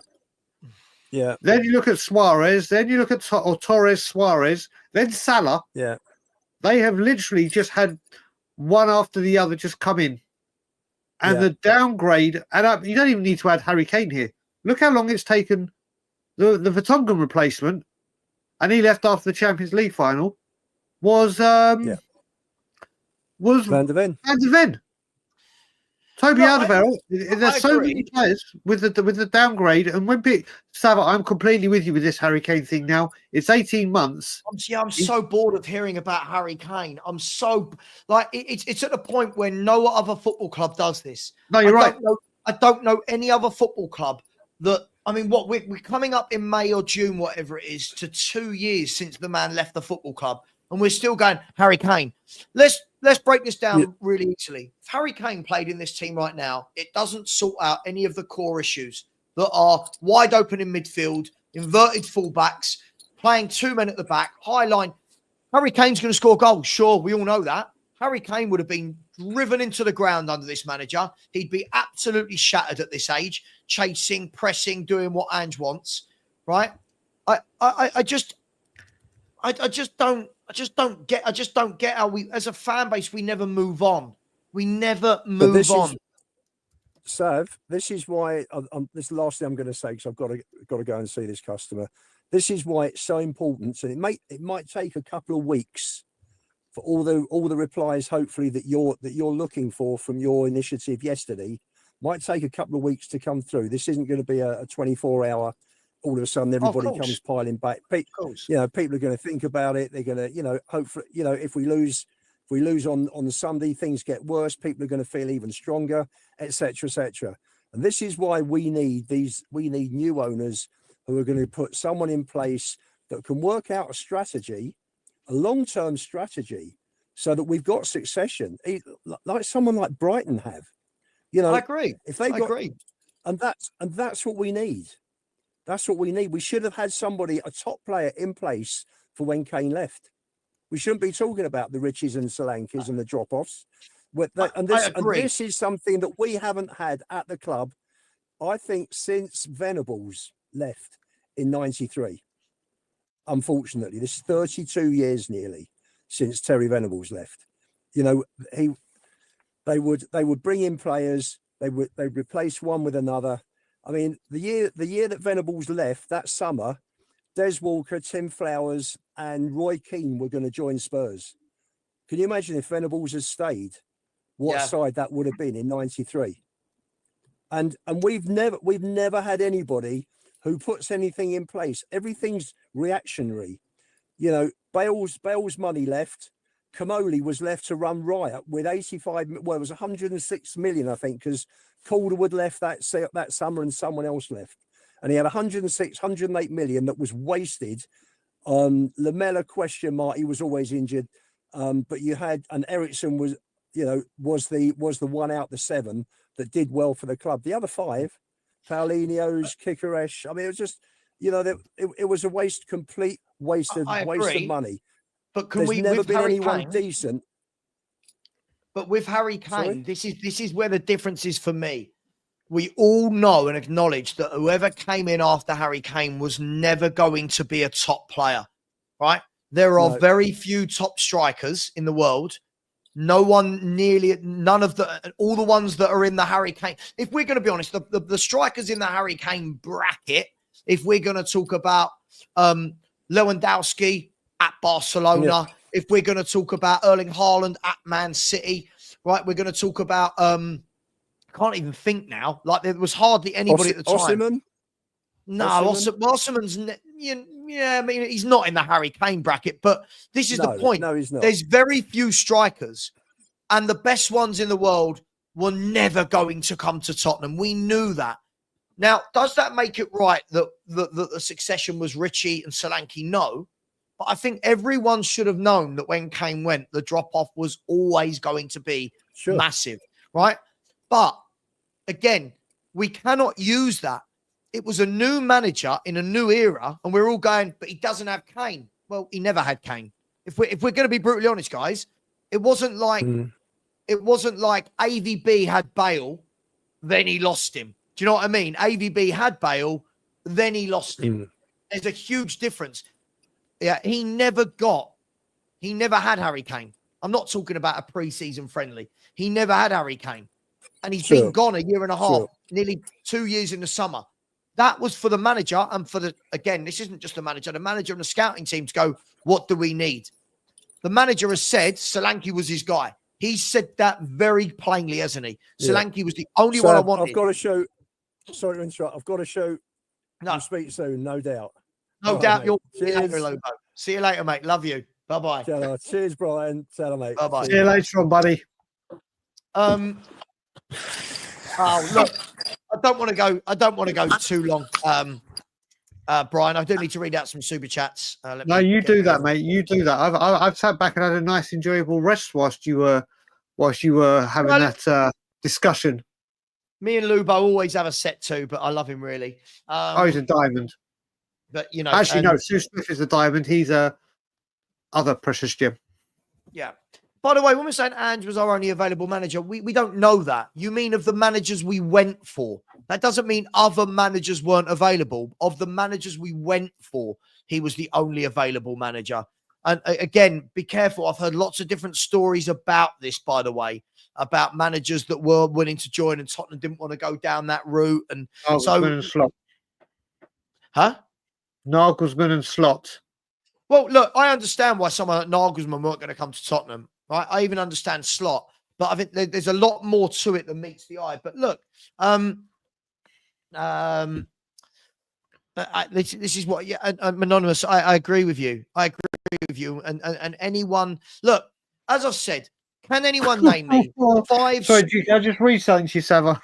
Well, transfer word bingo, someone's tagged me in it, but this is where we are. Tottenham Hotspur and Chelsea are plotting a move for 18-year-old striker El Junior Kroupi, who plays for Lyon in French second division. Oh, mate, I don't know. I don't know what to say anymore. Look, it is plotting what it is a new word. That's the highlight. Look, I as I said, right. I think what we hear and what actually happens sometimes are two very, very different things. Two very, very different things. You know, I know a couple of people that work within Premier League clubs, and some of the things I've heard is that Spurs were offered some managers. There are actually some good managers, and that we didn't want to go down that route, and that's fine, and whatever it is. But just because Ange was the only one that came in at that time doesn't mean that every other manager we've ever had is shit and we couldn't get anybody. And for me, I just think sometimes we go so far down our hate for Levy and Enic that we're not actually looking at look at the best times we've had at this club is managers that weren't at that level. Poch, Jol, Redknapp, they weren't at that level. They came in, they were coaches. They, like Redknapp surrounded himself with Redknapp's done what Ange didn't. He surrounded himself with brilliant football people. Joe Jordan, Kevin, what's his face? Right. It's gone right. Right. He surrounded himself with really, really good footballing people. Ange, ask yourself why whenever Ange goes to a new club, doesn't he take staff with him? Like, I don't get it. You've actually raised, just very quickly, you've actually raised a very good point that I hadn't thought of. When you just mentioned it and saying managers, there were some good managers there. We look how our transfer strategy goes and recruitment. It's probably that way with the managerial research, isn't it? They probably, like you said, you probably had quite some good names that we don't even hear of, but somehow our recruitment team or the team that are appointing the managers, obviously they're not the scouts, whatever, but are doing their due diligence, maybe aren't doing the correct work or able to offer what the manager demands or the manager is accepting to. Who knows? You never know with the way the recruitment is done, do you? No, mate, I agree. I just think this notion that we're not attractive to any managers at all. I just don't think it's true. Hey, it is what it is. Like I said, my worry is this word where we're using it as a managerial graveyard. I mean, Jose Mourinho left us when and won a European trophy. Antonio Conte left us. He's currently top of Serie A. Pochettino left us and he went to PSG. We're talking as though these managers come to us and then we never ever see them again. We will. I've got to admit, you and I have had this conversation that you just had with Ian over. I've been on a stream and you've been in the chat, or vice versa, and I have been mainly on the inside saying I don't think anyone will want to come to us because of who we are, what we're doing, blah blah blah. I think I may have worded it wrong. I think you do raise a point that maybe managers will come. I just go on, as I said on Tottenham Way, you look at those managerial lists we've had Yeah, and only 3 of them have lasted more than 2 seasons, whatever. I think we're still a big club and can attract them. I think it's what we do when we have them that is the problem. And I think that's what I was trying to get out. This is the difference between us and other clubs, Brian. If you looked at other clubs for the last 25 years, right, there will be other clubs that have had loads of managers like us. The problem is because we've had the constant owner that it gets highlighted more. But look, I'm sorry, if Aston Villa can attract Unai Emery, no one's going to tell me that we you know what I mean. Unai Emery, Aston Villa were bottom 4, right? Somewhere like that, Gerald. At least flirting with it. Down like that, and then all of a sudden Aston Villa go and get Unai Emery, and now they've just been doing that, haven't they? So I do think it's there, but as I said, I think where Lubo and I come at it from different angles is Lubo's first thought is which manager comes in and will win a trophy. For me, I'm at the place, Brian, where at the moment I just think we need to stabilize. I think we're that bad. We need to stabilize. I think we need a manager to come in, stop the rot, and perform surgery. And at the moment, when I've got a lot of people saying just stick with Ange, unfortunately, we're not seeing a manager that's tried anything different at all. He's had a lot of time. He's had a lot of time to show us, all right, you got players out injured. Right, what are we going to do then? Right? Are we going to put someone in front of the back 4 to protect it? Are we going to drop the fullbacks so that we don't have inverted? Are we going to drop the... He doesn't do these things. And that, for me, is the difference between if a manager is trying and failing, you can go, okay, you're trying. This manager, for me, isn't trying. He's not trying anything. Like, look at the number of times Will Lancashire doesn't come on the pitch for Tottenham when we need a goal with 15, 20 minutes to go. There's no striker coming on the pitch. The weekend, he took off a striker, didn't bring a striker on, then brings on Will Lancashire in the 94th minute. Things like that it baffles me. So, look, everyone knows my opinion on him. Everyone knows the bigger problems. But the problem is, Reezy, when you're saying we have to give a manager time, not when they're not good, you don't. You surely in any walk of life, we could say this about anyone. Right? Yeah. For example, Reezy, name me a player you don't like at Tottenham. I'll ask this, Reezy, name me a player you don't like at Tottenham. Because we could apply this to every bad footballer, couldn't we? Imagine every time we signed a player, Brian, they didn't do well. We went, just give them time. And let me tell you, we did that. We had Lamela for like 9 years, Sissoko for 4 or 5 years, Lo Celso, Ndombele. We keep doing it. Give them time. Give them time. The problem is they are evidencing what they do. You've seen what he is as a manager. We saw this before the injuries. We're seeing it after the injuries. But everyone wants to put their head in the sand. All I can say is this, and if this offends people, don't give a monkeys. Any fan that wants to keep Ange really doesn't have tactical understanding of football. His tactics are utterly shit. They are utterly shit, Brian. I'm sorry. They are horrendous. Every pundit calls it out. Ex-pros. If anybody backs Ange, now it's more a vanity thing than actually saying, well, you know what? He's a good manager because of X, Y, Z. He stood there like this at the weekend. And you're like, Ruud van Nistelrooy is losing his mind on the touchline, getting his players. Like when the player went down injured, Ruud called his players over and was like, you, dude. Ange just stands there. Like that. That's not a manager. I just want to say, what gets me as well when people bring Arteta up in this project, and in 18 months he had this, and in 18 months he did this. Another thing that Arteta did in the first 18 months was realise that Mesut Ozil and Aubameyang were bad eggs, and they were both on 350 grand a week. And the first thing he said to the owners is just get them out of the club. I've had enough of them. Get them out. They're bad eggs. They're bad for the squad. And they just said, are you sure these are like your 2 superstars, the 2 highest earners?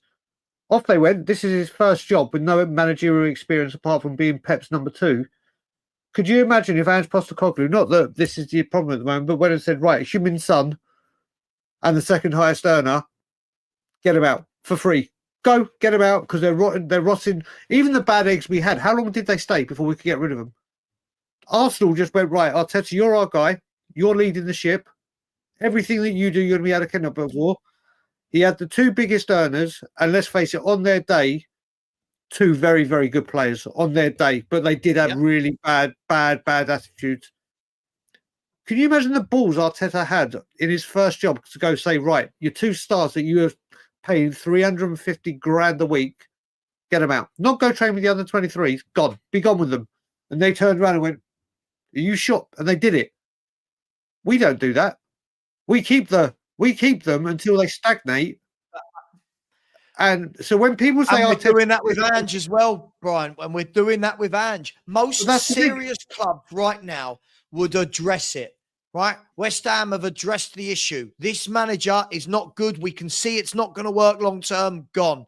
Ten Hag, you had your chance. We gave you, won your trophy. We kept you in for a bit. Nothing's changed. Gone, right? Crystal Palace did. Look what happened when Crystal Palace got rid of Roy Hodgson last season. Bless him, Roy, right? Crystal Palace done well, right? Bournemouth did with Gary O'Neill. They stopped the rot. We're the only club not attempting to stop the rot. And correct. People could talk about injuries, but again, I will take this back to the facts. The facts will show you we weren't good without the injuries. We weren't good without them. We're not good with them as well. So lots of people think that it'll be gone after the Liverpool game.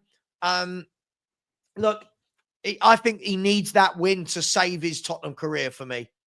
I think he's got to. I think the better European managers, I think, will pull us apart, if I'm honest, over 2 legs. I think the better European managers will. But hey, and agree that this is the problem I think a lot of people are missing. He's causing a lot of, I agree with you, mate. But listen, let's get this back for the last 2 minutes. I want to do some super chats and then we'll talk the last bit for 2 minutes about the about coming together. Phil P said, question, is Levy a gooner or just trolling us?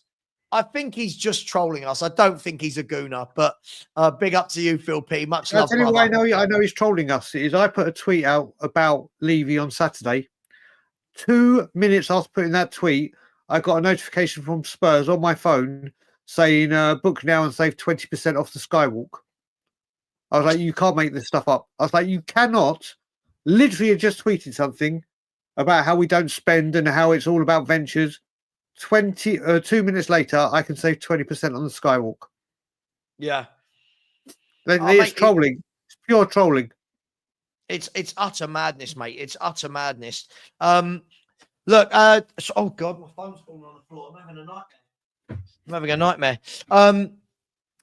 So thank you very much, Phil, for that. Really appreciate you. NS has said it's wild that at the Ange cult has kind of rallied everyone to try and push Levy out for good. Ironic how this all works out.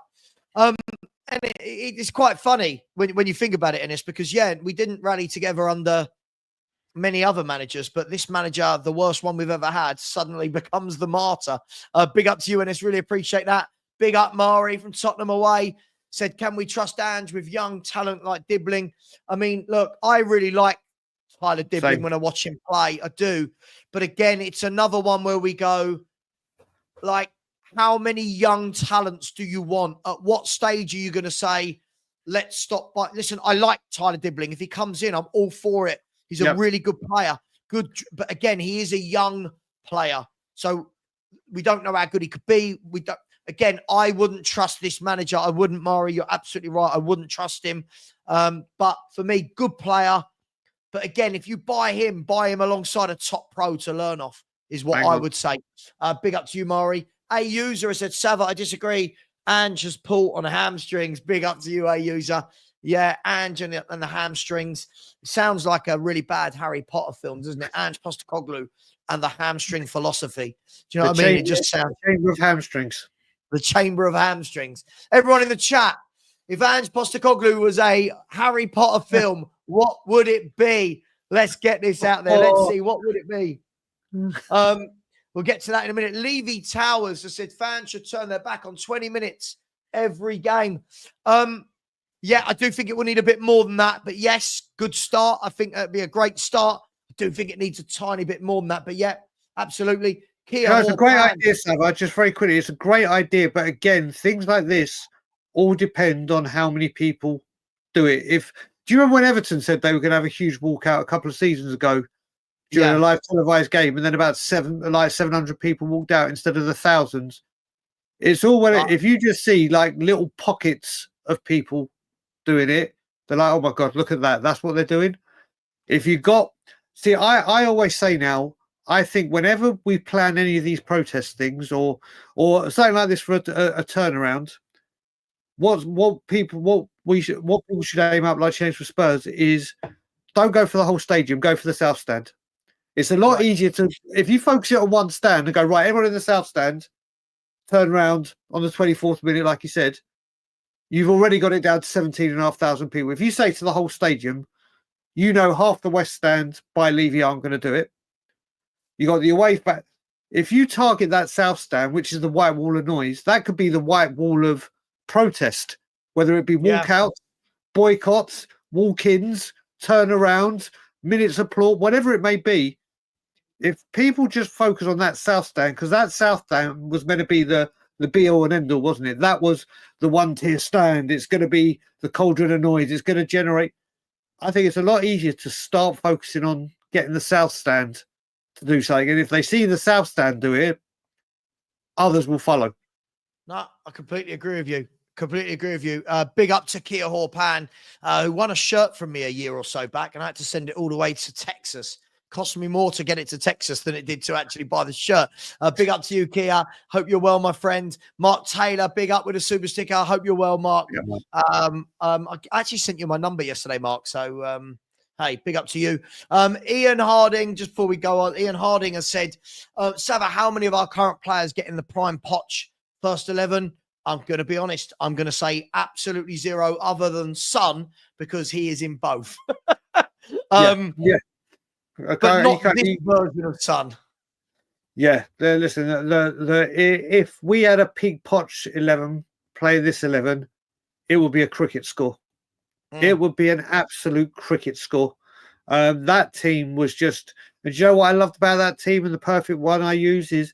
Do you remember in our first Premier League title push with Leicester, and Tongan got injured right near the end, and Kevin Wimmer came in. Yes, and Kevin Wimmer was absolutely exceptional. Everyone was like, "Oh no, this is where it ends." Wimmer, like with Sanchez when with Conte for the final 3 games, but Kevin Wimmer came in because that team just knew what it was doing. It was like, right, he's out, you go in, and the team just sung from the same song sheet, and it would be a cricket score. But the difference is this goes back to as well when you have players out injured. If you've got a well-oiled, well-drilled machine. Yeah, you might see a little bit of a drop-off, but you don't just fall apart completely. Yeah. And the problem is we're such a wide-open football team that whoever comes in and plays, we're going to be wide open. You watch. When these players come back fit, you watch. We're going to struggle. We're wide open. That's just, I say that's my opinion. The facts have proven that. It's like Gary Neville said. But Gary Neville said with the Man U team, he was probably the least technical player. He was very good at what he did. Yeah. But it didn't matter what, if he just did what he did, the other 10 outfield players were so far elite in their positions compared to everyone else, they'd take care of it. He just needed to turn up and have an okay game, and the rest of the team would take care of itself. Yeah. Well, look, just quickly before we finish off, I asked for people to, by the way, if anyone would like to subscribe, we're only like 25 away now from 16.2K, which is amazing. Thank you very much. And please subscribe to Brian at Tottenham on Tour. That would be much appreciated as well. Keep getting people asking me about the call to arms yesterday. I'll go into that in a minute. We have got some good ones. We have got Angepostecoglou and the High Line of Terror, Harry Potter and the Ham Cruxes, the Prisoner of Danskaban, the Goblet of Strings, Prisoner of Postecoglou, Ange and the Order of Plan A. Hang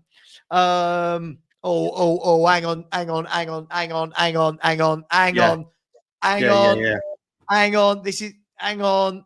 I'm just going to move past that. That will wind me up. Ange Postecoglou and the Chamber of Commerce. That needs to be Daniel Levy and the Chambers of Commerce. Yeah, Ange Postecoglou and the Sick Bay of Hamstrings. Big up to you, Mafoos. Big up, Kia. Yeah. Harry Potter and the Curse of the Hamstring. Harry Potter and the Goblet of Shite. Harry Potter and the Philosopher's Hamstring. Postecoglou and the hollow midfield. Oh, the hollow midfield, sorry. Brilliant. Oh, mate. Yeah, look, we could go through those all day long. But again, I think the fact that we are all acknowledging and taking the piss almost goes to show that there are massive problems. Massive problems across this football club. Look, last minute or so. Look, whatever happens, Brian, I've put the feelers out. Yeah. You've got the protests you've been doing. I've put feelers out for people to come together, approach me. Let's see what we can do. I've spoken to Ricky Sachs. He's talking to X amount of people. Let's see what we can do. And at the end of the day, if we can't do anything, we can't do anything. But what I will say is this. If people really are truly pissed off with Levy and Enic, yeah, and they want to make videos about it, it's like, cool, well, let's get together and do something. Because if we don't, and then nothing changes, we really can't sit there and go, well, oh, we hate Levy and Enic, you know, and whatever that may be. I haven't asked Abby Summers. I don't know Abby Summers. I can reach out to her. I'll reach out to her. Do you know her? Yeah. Okay, reach out to her. Yeah. See, what I need is I need somebody like an Abby Summers, like a Chris Cowling, somebody that will come and join me on a show and go, right, yeah, we're in. I don't know if we'll get that. Abby's obviously as part of DR Sports. She's a big face. Yep. I don't know if she'd be allowed to do it. I know that she hates Levy and Enic from what I've seen. Yeah. Let's see. But again, I don't know her. You got to remember, people, I don't know everyone. I don't know well, what you got to remember as well, Savva, and it's good. What we got, I think as well, what's got to be set here is expectations, because people got to realize, and this goes for the YouTubers that may watch this as well. Savva put the call to arms out yesterday. That doesn't mean everyone has dropped everything that they were doing. Like the bat phone has just rang, and everyone's like, "Oh my god, this has happened." This is not good. So when people say, "Oh, I haven't seen any developments. What's going on? It may take time for some people to reach out to Savva or to whoever it may be to try and unite everything. It may be people are waiting. There could be some very, very big YouTubers, not that I know and have said this, that maybe are waiting for the transfer window to finish. Maybe they're waiting for that to finish and then go, right, you know what? There's no way out now. He can't rescue this. He can't save it. So it's going to take time. So if at the next United game, and I know Change for Spurs have got something they've announced, they're doing something, and they're not announcing what, how, when, what, why, just it's at the United game. And now everyone should have lots of confidence that when they say they're going to do something, they're going to do it. This could take a few weeks to get off the ground. This is not going to be right. We've all got together. We protest the game after United. He leaves. Sky Sports presenter. He's never going to get involved in it. You've got to remember. Listen. I spoke. Bridgie has come to when I say has come to a couple of my protests that we were at. When I say my, I mean the guys I was covering with. It. He was covering it, and I spoke to him. And obviously, he's there on a reporting capacity. That is, listen. He pays his mortgage and family. That's his job. And this is another thing we have to understand as well. There are people that feel this way, but they have their job and their mortgage to pay and their kids to feed and bills to pay and blah, blah, blah. And they just can't come out straight away and go, yeah, I fucking hate Levy. He's a blah, blah, blah, blah. We need to realize that some people, they may feel that way, but they can't act on it because absolutely.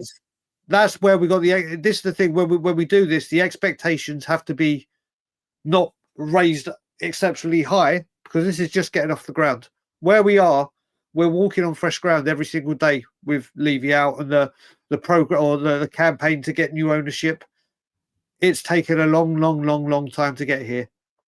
Now we need to make sure when we're at this very strong point, everything gets done correctly and we don't step a foot out of line or something is planned and it backfires or something, because then we look stupid, we look silly and we'll lose all momentum. So if it takes 3-4 weeks for people to respond to Savva and then something to be coordinated, then 3-4 weeks. What's 3-4 weeks compared to 24 years? Yeah, and also I'll just add on, by the way, we're just assuming that everyone who's got a big channel and a big following is Enic Levy out to this level. We're just assuming, right? That you got to remember there's very different things that people might say on their channel to do I want to actually put all my time and energy in my real life into this? We've got to remember that. So yeah, it is going to take time, but we'll see. As I said, I'm speaking to Ricky Sachs at the moment, which is good because, you know, obviously Ricky's visible from a last word of Spurs perspective. You know, if he's speaking to Jay from Tottenham for Change or Change for, I always get this the wrong way around. I speak to Jay daily. You know, I speak to Jay daily. You know, if you've got Ben from We Are Tottenham TV as well, see, my preference would be get me, you, Ricky Sachs, Jay, Ben, get us on a call. See if you can make it happen, Brian. Get us on a call, a Teams call, not a WhatsApp group. Get us on a Teams call where we go, right, guys, we've got a duty here. Between us, we've got, I mean, obviously some of them are massive, but between us, we've got hundreds of thousands. What can we do? We can't keep doing this all cloak and dagger in the dark with pockets. We've got to bring it together. Look, I am going to leave it there. Andrew Din has come in and said, boys, please be the voice for us overseas Spurs support. Please keep the plan announcement in your WhatsApp groups. I'm sure Levy and the board had the people monitoring all of our fan channels. Listen, Andrew, this isn't a secret club of, oh, you can only do this if you're a YouTuber. This is, let's get these plans together. Oh, it's pissing down with rain. Let's get these plans together, and then we'll let everyone know what they are. Like, this isn't going to be a secret squirrel, but I've had a lot of people emailing me saying, what's the plan? And I'm like, whoa. Give it time. So, look, thank you very much, Andrew. I really appreciate that. One thing to Andrew, one thing very quickly. I've literally, and you can bring it up, I've literally put my personal email in this group chat right here, right now. And I've said it on a few channels. I am planning and coordinating something. I count myself as an overseas international fan. Obviously, I go back home a lot for family. I've gone back for protests. I am coordinating with a few people, something for the international fan to target and to as a campaign to bring in the international fan base, because I think all these protests that we're arranging, all the things going on in the ground, we see so many people say that they live overseas, they want to do more, but they obviously can't just say, yeah, I'll hop over to London and I'll be there. So there are plans for something to do on the international fan base, and if you do want to be kept in check with it and up to date, either follow me on social media, or my personal email is in the group chat right here, right now. Send me an email and I will compose a list and keep everyone posted, because the international fan base want to get involved and they could have a huge part to play in this, and they need to be included in anything and feel part of something. So reach out to me via my email. Yeah, and Brian and Ben are going to be on the channel. Notice how Ben doesn't invite me. Always on my show, doesn't ever invite me to his. Thanks, Ben. Love you. Not really. Guys and girls, thank you very much. Really appreciate that. Look, we'll keep doing what we're doing. Let's see. As I said, I've messaged as many of these people as I can. I've put the video out. I'm sure they will see it at some point. Let's see, though, the difference between saying it's a good idea and actually wanting to get involved. Two very different things. I'll leave it there. Oh, thanks, Ben. Thank you. Love you. Send me the link. I might pop on. If you're lucky. Take care, everyone. Does invite me. Thank you for the subscribers. Please subscribe to Brian, and please note that we've got to put our differences aside. We can row about football, but when it comes to Enic and Levy, we need to do something. Take care, everyone. Correct. And Levy as out. always, Levy out, Enic out, and come on, you Spurs.